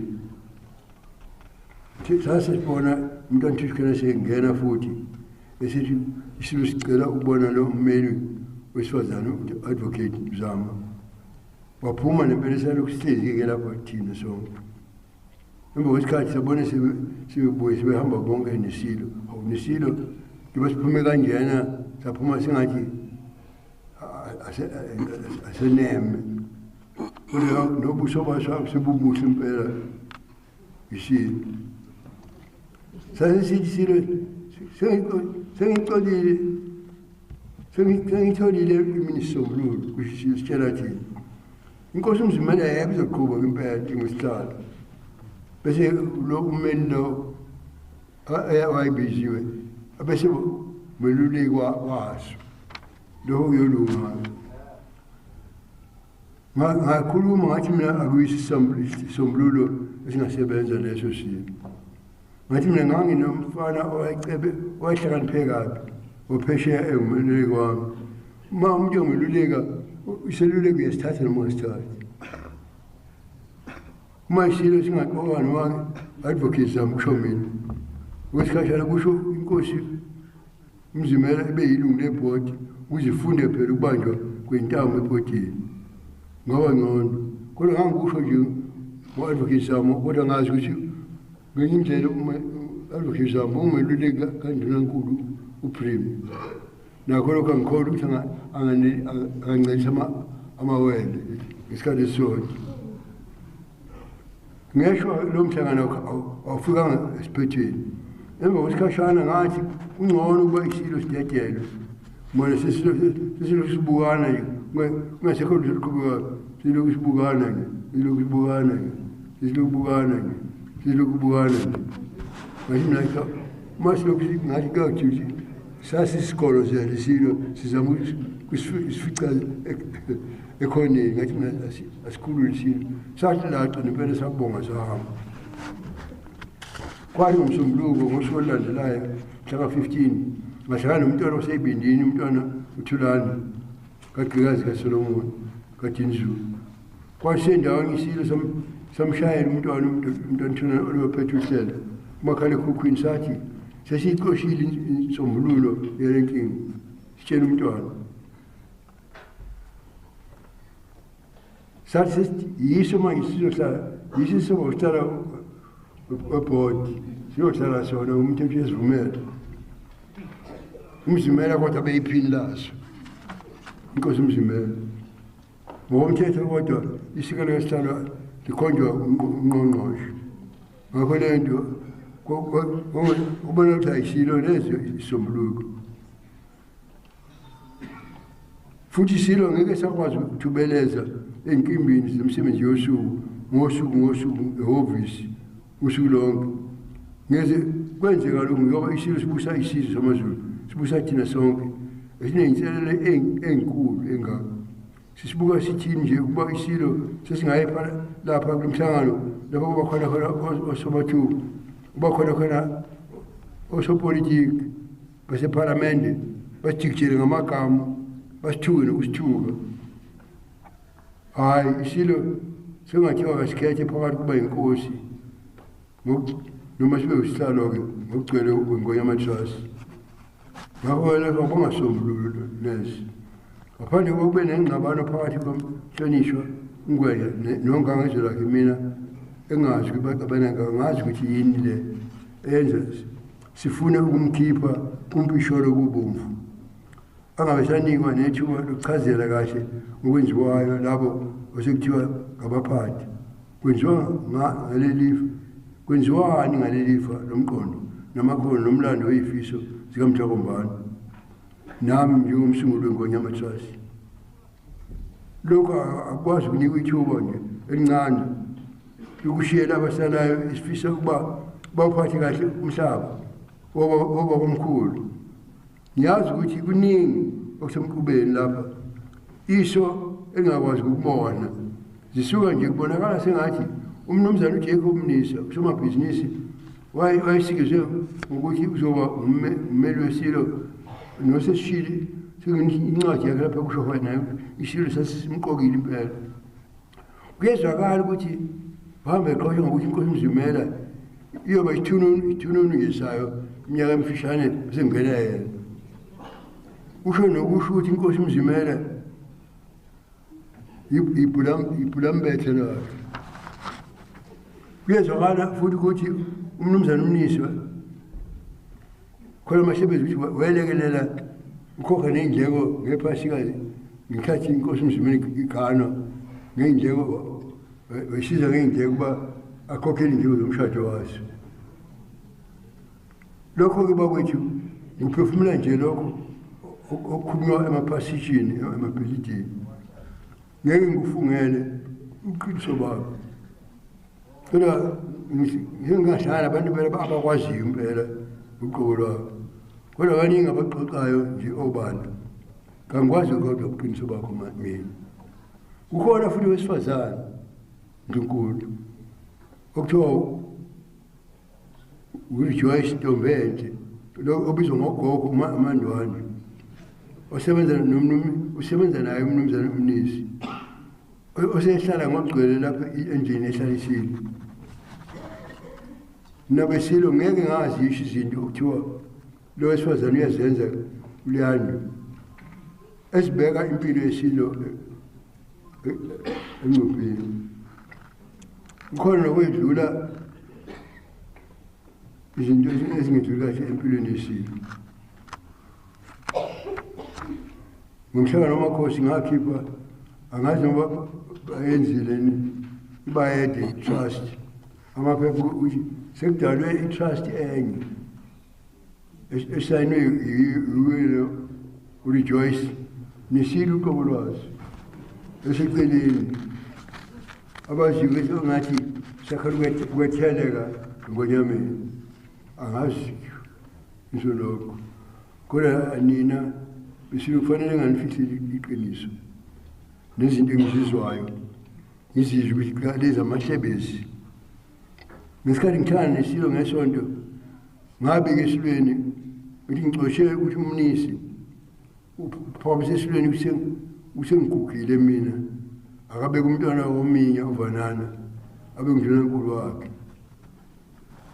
isilo asiphawulanga lutho ngalokho kodwa umntwana wababazela umntwana wathi umntwana uba ekhona wathi nje awu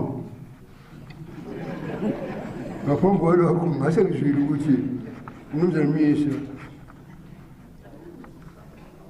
kufanele sibeke umntwana kulo semncane ngoba sengishilo lokho kangizange ngisho esilweni lapho sisho lokhu kimi ngoba isilo sasho kimi ngaphambili kwalokho sasifuna ukubeka isekela likaNdunankulu uDeputy Prime Minister sakusho futhi nakuyo umntanami lo uDutshukezwe ukuthi sicabanga ukubeka iphini kaNdunankulu angisho lutho nabesilo ngoba lezi khunda azange akaze sibe khona embusweni waKwaZulu somsekelo weNdunankulu ngifisa ukucacisa ukuthi niyazi futhi nabenkosi kusengakusho kaningi ukuthi ngasicela isilo esibuzileyo njengombane kudala ukuthi sibeke unduna waso sakuziba isicelo sami saqhubeka singisebenzise njengoNdunankulu ngoba nonke nazi kahle kwaze wafika isikhathi uNkulunkulu asephuce yena abuze ngifisa ukuphawula ukuthi kusukela esikhathini sesilo uShaka akaze kwakuthathwa ikhulu Kwakuthiwa ikhulu sayiphethe izwe lesilo. Yoba ilembe nje yoba ngithe ngelele James Stewart awaziwa ngokuthi bayiziphuza izazi ezinkulu ama-archivist bayasho ukuthi kumeluleke okwangaphambili kwakungqekelele kodwa umdlinankulu wesilo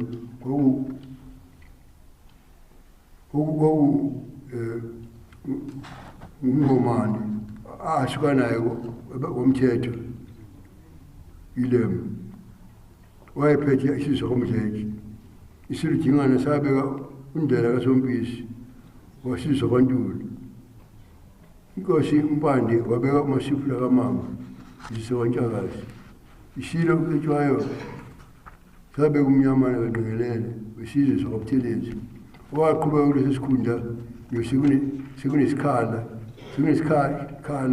emva kokuba isilo sisithathiwe abamhlophe nalapha zathatha inkosi benomntwana kwaminya umntwana wendabuko emzini kamnyamana ekushumayeleni akukhulela khona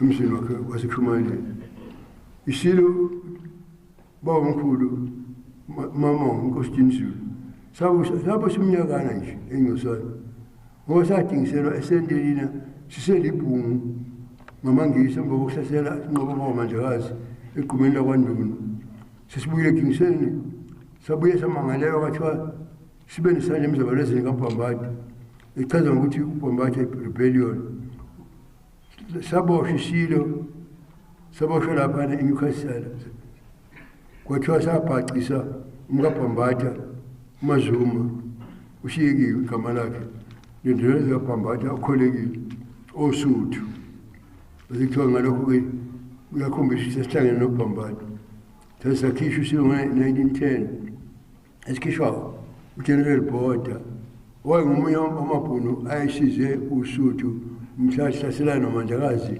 etshaneni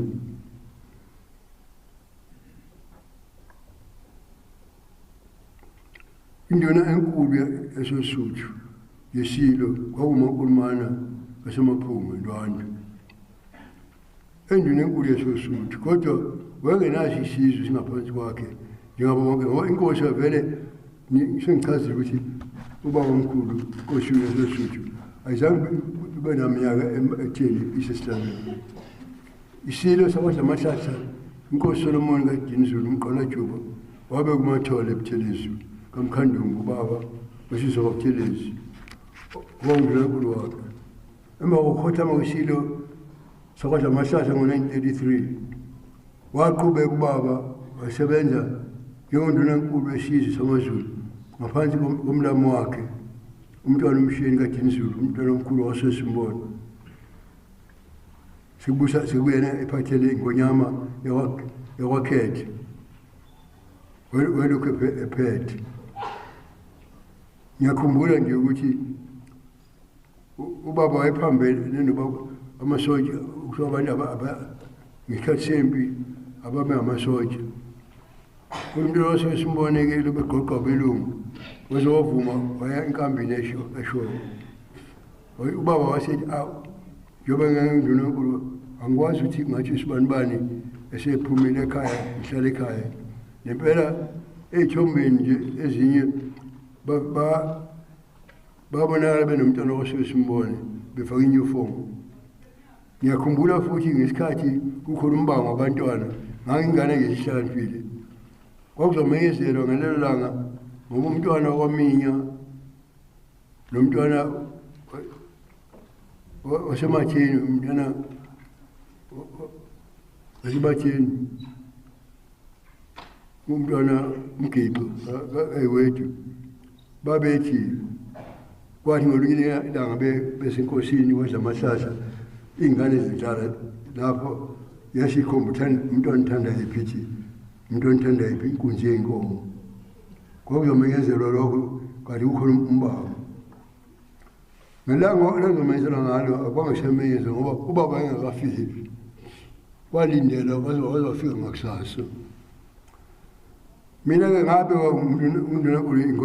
ngonyama yokukhetha inkosi uSiprian ngingazizwe kusukela ngo-1954 kuya kwaDukuza waze kwaba webuza waze kwaba indodana yesilo esebuzile uphusha manje ngiyobe sengichazile nje naphezu komcelo ukuthi ayibekele uNdunankulu wakhe mina ngoma namanje-ke ngisabambile-ke ngilindele bayikhombele unduna wakhe ngicashile ukuthi ukuqhubeka kwami kusemseni wesilo futhi siqoke omunye uNdunankulu anginankinga noba sibekose uNdunankulu ngoba kade ngasho ngimangele kakhulu lapho kuqubuka amampunge emthonjeni yindaba emva komhlangano wami nesilo ukuthi sengishiyile isikhundla sami sobuNdunankulu wesilo nombuso wakwaZulu kwathiwa futhi sengicele ukuba isilo singikhulule ngasho esilweni ukuthi sengiyancikaza ngasitshela manje sikhuluma lokhu manje sengidideka ngoba sengimdala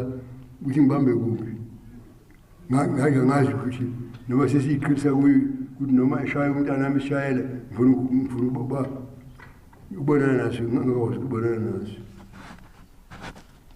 kodwa amahlebeza aqhekeka phakathi kwami nesilo abambele kakhulu lapho kuvela khona washicilwa mhlawumbe nombhalo wokustantatha ngendlela eyiningi lapho usengey'mithiyo uma uthi isilo sasinde udaba lokuthi mina ngifisa uba umhloniphi ungwenya beqhubeka ukuthi ngangilwela ungwenya akaze ngikwenze lokho ngikhuluma nje amaqiniso ngomsebenzi kangwenya nangize ngasho ngathi nomunye ummeli angabekho angikaze ngicele ukuthi isilo sibeke bani kwisikhundla lokho ngoba igunya lesilo engwenjile ukhomba nje amakhono kangwenya nomsebenzi awenze nomjokombani ukuthi kudinga uchwepheshe buni kumuntu ozoqala lesi sikhundla njengoba umsebenzi wami ukweluleka isilo nokuthi umhloniphi ungwenya ubengakabe nalisizo ubengaba nalisizo ngakanani kunoma ubani okhethwayo uma enikwa iminyakana noma emibili noma emithathu emcathulisa lowo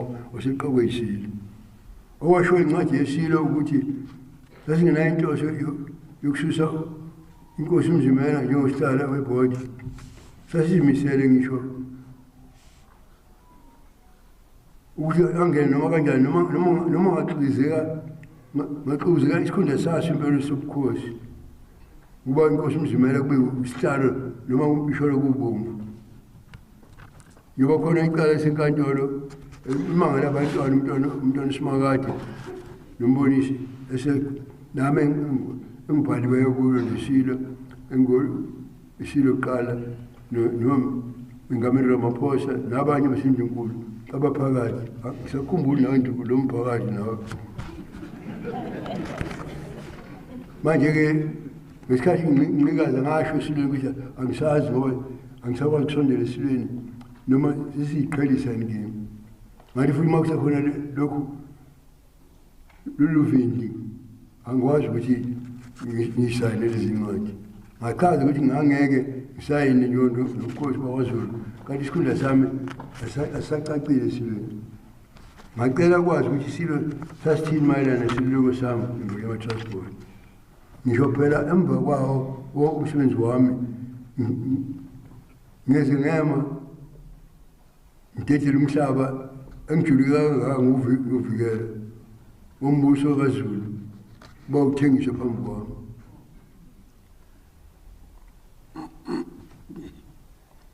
kodwa ngaphambi komhlangano wamakhosi ngacela usombabhizinisi ukuthi asitshene isilo cha ngimisele ukusayina ngizosayina nakho emva lokho singenze ngisho njalo kanti isilo sesibachithile laba abameli bakhe abazi yonke into nengonyuluka sathatha laba abaqhamuka nomnisi bale Mpumalanga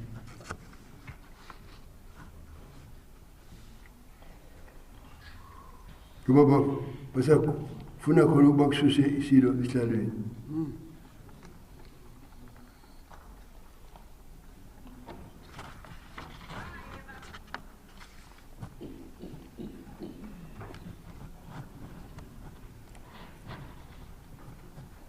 kwathiwa-ke abaphathene nalokho konke okubhalwayo kwesilo i-ofisi kusetshenzwa yibo nencwadi ezinye isifike nje kusele indawo lapho kusayine khona isilo seyibhaliwe zisuka eMpumalanga. Encwadini yesilo eyayiza kimi mhla ka-17 yaphawula ukuthi iyoyikhipha phambili le affidavit yami ecaleni lelifaka umntwana uSimakade nomntwana uMbonisi. Isilo sathi sesibayeka abameli laba bamele sona nathi singabamangalelwa kanye naso isilo. Lokhu isilo sasikwenza phezu ngoba abameli babelulekile bathi leli cala liyingozi. Lathi futhi uma incwadi yami efungindelo i-affidavit uma ingekho kwingozi esikhundleni sakuqobo. Isilo sabalaqaza-ke labamele bemele sonke isilo nathi uqobo. Kwangasesithatha abameli nje ngishilo bakamnumzane uJacob Mnisi. Mina kuyaziwa engikwenzileyo kuze isilo sitale esithandweni sobukhosi. Angiqholoshi ngisho nje into eyaziwayo. Ngiyezwa ukuthi mina sengichazwa njengomuntu esilweni uhlangene nalabo abasibangisayo isilo. Lokhu kungamangani kwaphu. Ngeke mina ngibe ingxenye yokubhidliza umsebenzi ongaka okubekwa kwisilo esithandweni engibe neqhaza kuwo.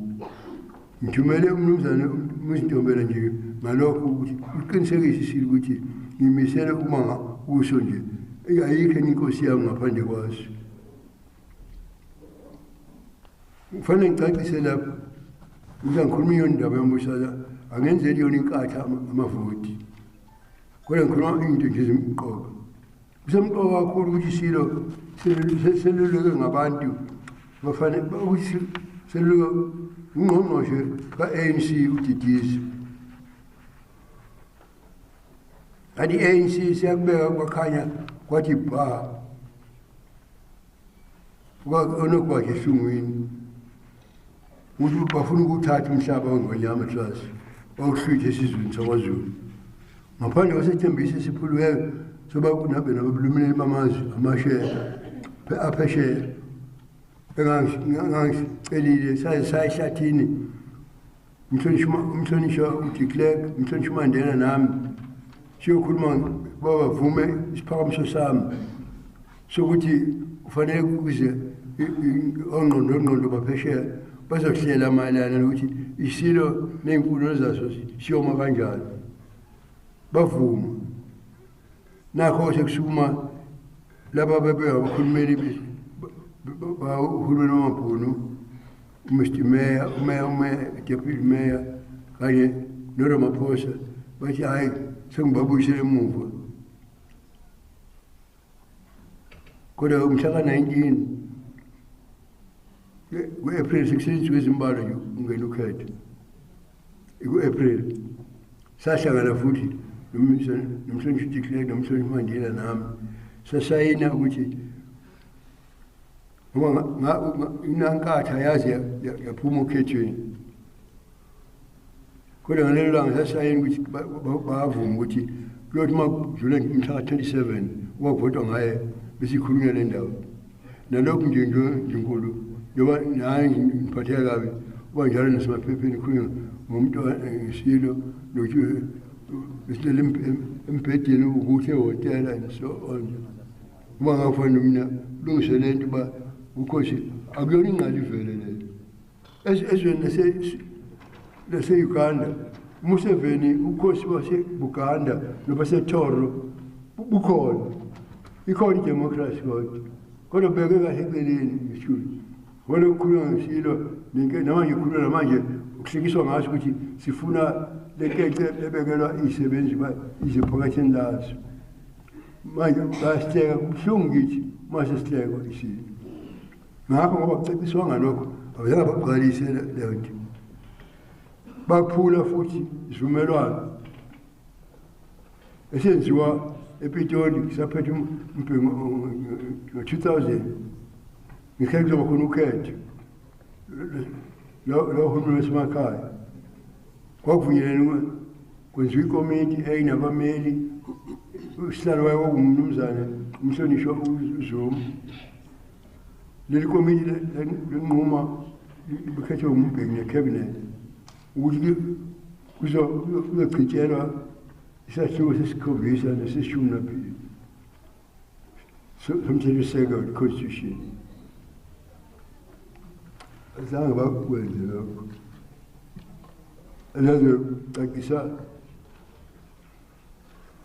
iqhaza lamakhosi iqhaza imisebenzi yamakhosi amandla amakhosi ayokwenzeka nganto ngiqoqa umzana uthi Clerk ngibuza kuwe into bayothi ngithi naku sephelile ukhetho phela akube njengamazwe nkehli kuphela athi manje kuthiwa wangidlela ucele wangifela manje afuni iphathi lawo waba nebhathi-ke Njugulu ngoba nesendulo waqhamuka isifiso kuthiwa umntwana wayesendele kampani ukhokho wenu ngasho njalo ngobona umkhokho wami kwaye ungesendele kampani kuthiwa uhulumeni uzoyilungisa le nto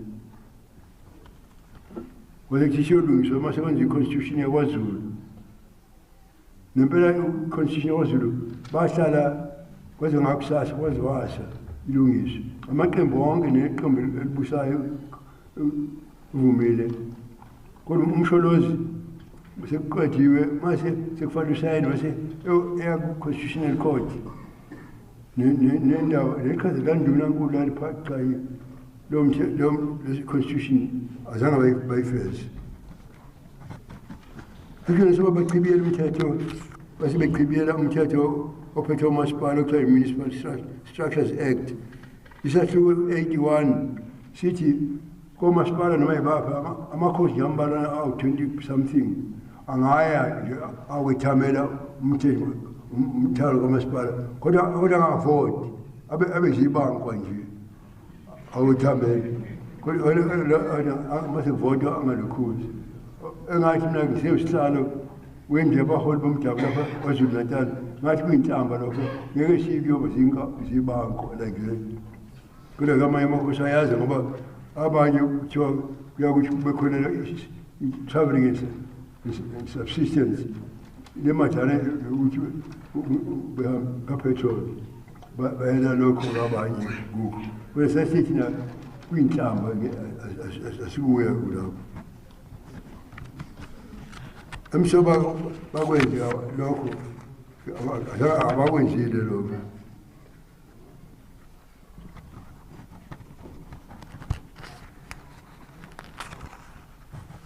ngithanda nabendlovu mangisimgcina manje ngofana kumuntu ofana ekwa must you want kama nobonalela nabisilo lobukazi yethu yesizwe inkulu yethu yesizwe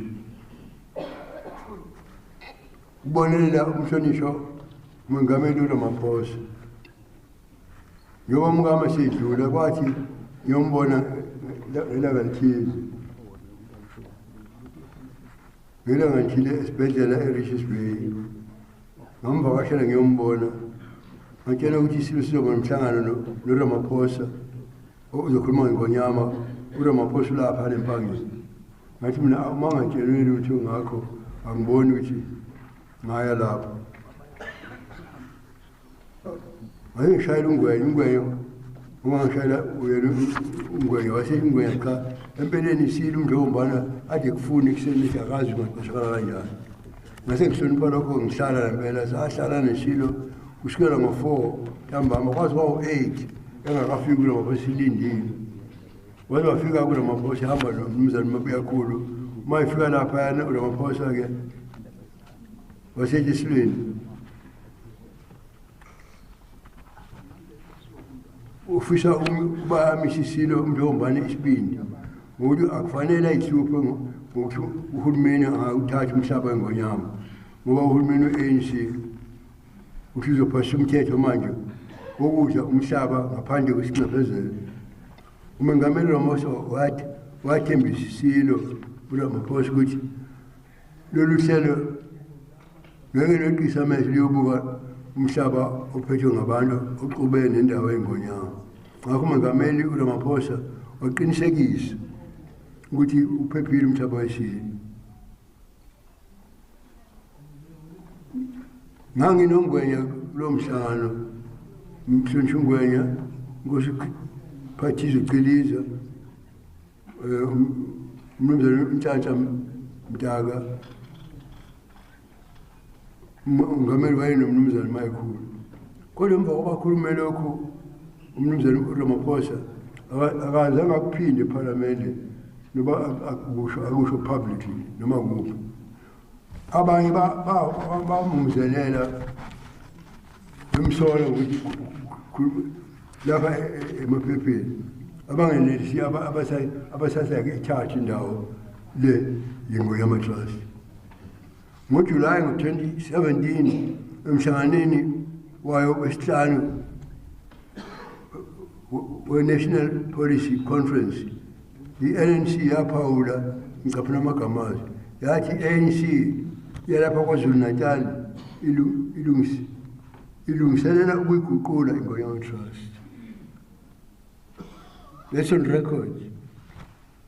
Anguthathanga isikhathi ngaphambi kokuba ithimba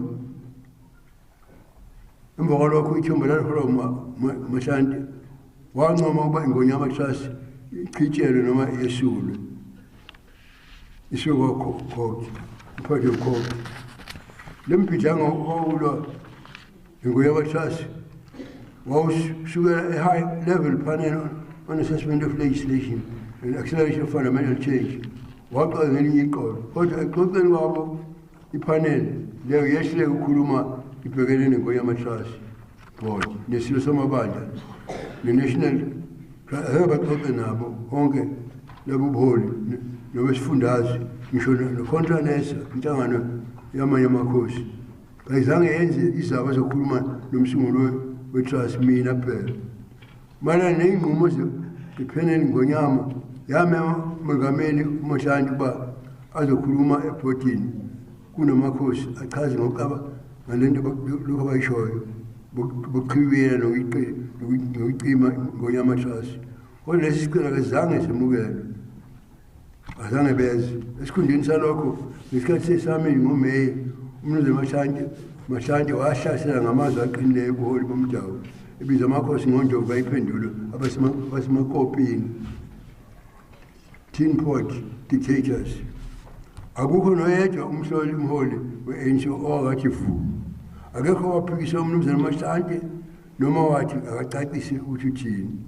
Emva kwey'nsuku eziyingcozana ngesikhathi sembizo iphini kaMongameli ePhalamende umhlonishwa uMabuza wabuza ePhalamende namazwi kaMahlanti ukuthi uthini ngawo.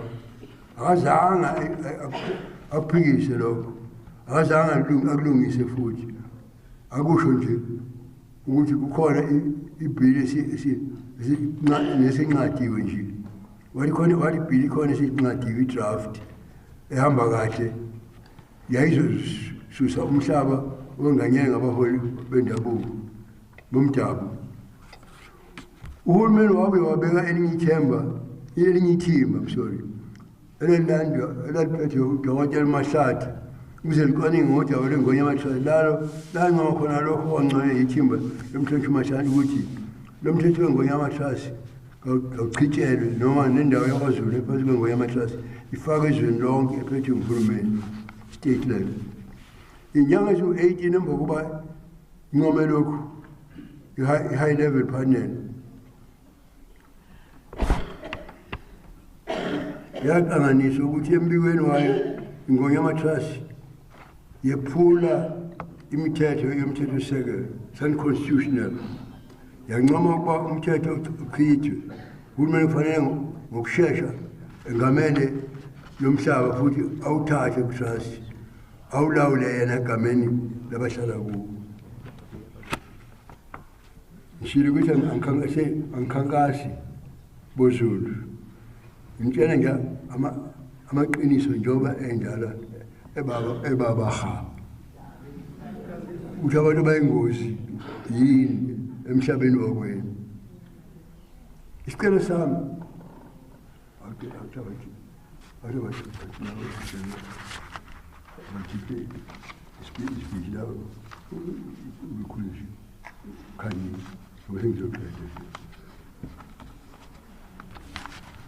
isicelo sami sengidlulisele konke lokhu esengibekile uLwesihlanu olwedlule. Ngabe sengibeka isicelo sami ngathi mina njengoba sengihamba kangaka nje le ndlela, sengihambe kangaka le ndlela, sengilwe isikhathi eside kangaka ukuvikela umhlaba wethu nombuso wethu. Ngiyampampa emoyeni ngenxa yokubona umhlaba ngonyamathasi ubekwa eweni, ulengele eweni nasemlonyeni wengwenya. Lokho ngibonisa kwenziwa isilo sethu. Ngoba yisho kuphela ekhetha isihlalo, akhetha uhulumeni. Kodwa noma eseyibikila inkosi uMzimela eyibika ukuthi kanamandla aqeqeshelwe lento, kayazi lento, kodwa ngoba ufunwa ngumnisi. Bese ngimtshenile ukuthi la ekhuluma khona umnisi uthi uyilokhu uyisithununu nje sakho uMzimela nokuthi emva kwesikhathana kuzoba uye umnisi wesihlalo. Sengathi baningi abaziyo endunkulu nabantwana bangafakazela nabantwana ukuthi abakwazi ukuthi umnisi wakwafika waze wafika nakubo laba bebehlala neshilo ephethe imali eyabamphenzeli babo besihlalo beNgonyamatrust. Pengikhathile njengamahemhemathi nomshado wenkosi wakhokhelwa uye, kodwa ngithe anginabuqiniso. Ngakho-ke ngifumana kunzima kakhulu Nkosi Ndunkulu wena uhlezi ecansini likagogo uSlomo mdlalo wase kwaNtuzwa. Ndunkulu nawe uhlezi kulelo cansi Ntombela nabantwana benkosi labo. Ngithi namhla ngifumana kunzima ukuqhubeka nginenkonzo esizweni phansi kwesimo esinje. Ngakuqayisa ukuthi ngimisele ungayishiyi ngonyama yabo, futhi ngimisele ukuba nenkonzo esizweni ngendlela efanayo nokuzidela engikhonze ngakho isilo esizalayo, ngakhonza ngakho isilo sakwakhetha. Kodwa isilo senze kube ngumqansa ongenziwa uqombolo ukuba ngiqhubeke ngikhombise inkonzo yami uma senqaba ukunika indlela. Isicelo sami seNgonyamatrust ngaqhubeka kanjalo ukuba uma isilo senqaba ukuvikela umhlaba wombuso waZulu okuyimuqobo engawubeka ngaphansi kokufukamala kwayo uqobo ekhwapheni layo. Sengikhululekile esilweni ngasho asibizisizwe imbizi yesizwe kuze lezi ndaba zikhishelwe obala. Ngibuhlungu ukuthi isilo dilike ngekho nguzwayo sehla idilela kimi ngekho sithi mina sengihlangene nalabo abakwethu abalwa naso. Yikho ngashayina nje ngoba ngifuna baba wena icala. Mina sengenze konke lokusemanje nami uvele isilo ngiqinisekisile ukuthi siyabekwa esihlalweni. Lokhu bengikwenza ngoba ngazi kwakuyisifiso sesilo esizalayo nomntana enkosi wayebamba ukhosi umntana kaSobhuzi. Manje-ke senginokukhungatheka benkosi ukuthi qhazalini engalibamba. Ngihlale ngisungula iNgonyamatrust ngenza isilo kwaba yiso qaba esingumkhuseli walezi ezalayo thathiswe bayibeyisho umphathisa waso ayiphathayo. Akukho kwaba ngale angishongo ukuthi isilo ukuthi le ntabathi iplazi lesilo sekhophenayo ngoba kuyimnikazi wesizwe esincena ngayo lelizwe akekho ungabaza noma amelane nokuthi ingonyama ingumlomo wathathimanga kodwa kusemqoka kakhulu kukhumbuzana ukuthi uma kusho inkosi ukuthi ingumlomo wathathimanga usho uma sekukhulumiwe isizwe umunye ongayisizwe kwafika egameni elilodwa bese kukhuluma sona-ke isizwe bese sekukhuluma umlomo wathathimanga kube semqoka ukuba sikhulume uma sesibona ukuthi nanti itshe selimi ngothi lapha kunengozi ehuluzelayo besilo umkankosi umhlaba wethu singezwe ngamanqe ayosisho kufanele uhlabe umkhosi ulawule siphoqekile ukuba sibe kujaba lethu ukuze luzwakale akho nabesilo yabonga bangicela basukume sikhulume qinisekise kwethemba kwami esilweni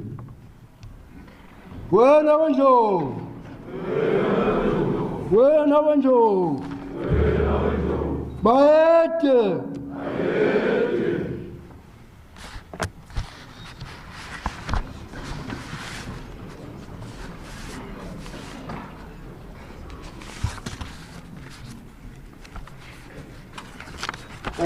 sithokoze umbiko womntwana engithemba ukuthi sizwe kahle wonke ngesiZulu nangesilungu ngenxa ke